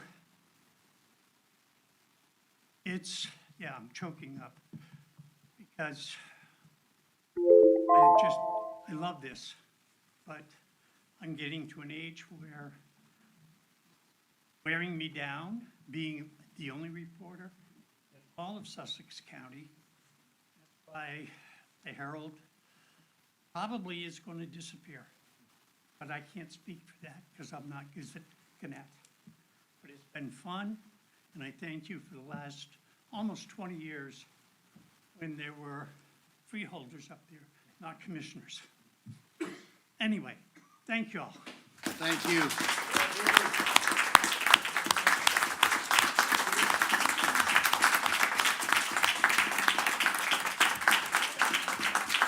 Director, can I say one thing? Yeah, 100%. Bruce, I just want to thank you for your last 20 years of reporting. You literally, like, 60 years. no, I mean 20 in Sussex County. You've been there for some of us, best times of our lives and the worst times of our lives, and tried to report it fairly, whether we always liked it or didn't like it. Thank you. You've been there for a lot for some of us for 20 years. Thank you. And I'm getting choked up. I have no idea why. Hi, I'm Herb Yardley, former commissioner. Stillwater. Couldn't do this when I was up there, huh? Kidding. Listen, I just want everyone to know that without Bruce, we would not have had such things of knowing, and I'm serious about this, all of the public health issues we've had in the county, it was out there for the public to know this is what was going. Go back to something like Zika virus, you did a whole front page of that. H1N1 when we had, this was before COVID, when we had a vaccine, and it was clear, concise, we had a lot of articles, public health and water problems and the Vernon area and all of those things. And that was through the public health. And then as commissioner, we always looked at the phone when it rang, and we said, oh, it's Bruce. But we called you back, and you wrote. You didn't say Bruce. No. But, and I want to say, look back, and there were some times very frustrating having to talk to you. But it's an important job that you did, and we were fortunate, for those of you old timers, we had a good newspaper that printed, and we saw things, and it was a newspaper that said, hey, this is what's going on, and the public, I think, was more informed than we are now. And I want to say, Bruce, it was a great time working with you. I got to know you. You're a good guy, and I hope you have a great retirement. And I'm still not going to give you a 12-inch putt. We're both golfers. Is there anyone else? Okay, just one more thing I had to get to. I should have brought up a new business. We had a meeting on August 7th. I just want to bring it up because I want to get this letter written. August 7th, myself, engineering, Ron Tappan, Alex Rubenstein, Mayor Byram, John Morgan, Andover Borough, and Tom Walsh, Andover Township, about Route 206, the bypass. I brought it up at our last meeting a month ago. It wasn't a good meeting. It was not a good meeting. They're still looking to reroute 206. They're saying 9 months. I'm telling you right now, it's not going to be 9 months. It's going to be a long time. It's not going to happen for 3 or 4 years, which is good, because keep in mind, Lafayette on 15 will be starting in October, right, Mayor? October, so at least it's not simultaneously, which would be a big, big problem, but that is a main artery. The questions that the mayors had were, can we go to 1 lane, which is still not great, but it's way better than going around and causing a lot of problems, not only for the roads and the road maintenance, but for the businesses, the local businesses. It's gonna hurt them. It's gonna hurt them. I built 206 in Byram. That was a 5-year project because of the DOT, if you guys remember that. And that really, really hurt businesses. I mean, you closed a couple of them. So what I want from the commissioners, with your support, is to write a letter to the DOT recommending they don't reroute the traffic and go to a 1-lane bridge. And also the governor to maybe get some support in Trenton there. And I'll talk to the legislators as well. But we can't be silent about this. This is a big problem. Even if you don't live in that area, we're still riding those roads, and it's a problem. So if I can get your. Yeah, a motion to write a letter. Thank you. Can I get a second? Second, Commissioner Space. All in favor, say aye. Aye. Aye. Opposed, abstained. All right, carries. We'll have that letter. I'll have that letter written. You guys can take a look at it, and then we'll bring it up for resolution at our next meeting. Sound good? Okay. Anybody on that? No? All right. Motion to close the floor for public comment and return to regular business. So moved. Commissioner DeGroot, have a second. Deputy Director Space, any discussion? All in favor, say aye. Aye. Opposed, abstained, carries. 24 is reminders. Please check the county's website, www.sussex.nj.us, for meeting schedules. Number 5 is the adjournment. Motion to adjourn the meeting. So moved. Deputy Director Space, have a second. Second. Commissioner Henderson, any discussion? All in favor, say aye. Aye. Aye. Opposed, abstained, carries. We are adjourned at 8:47.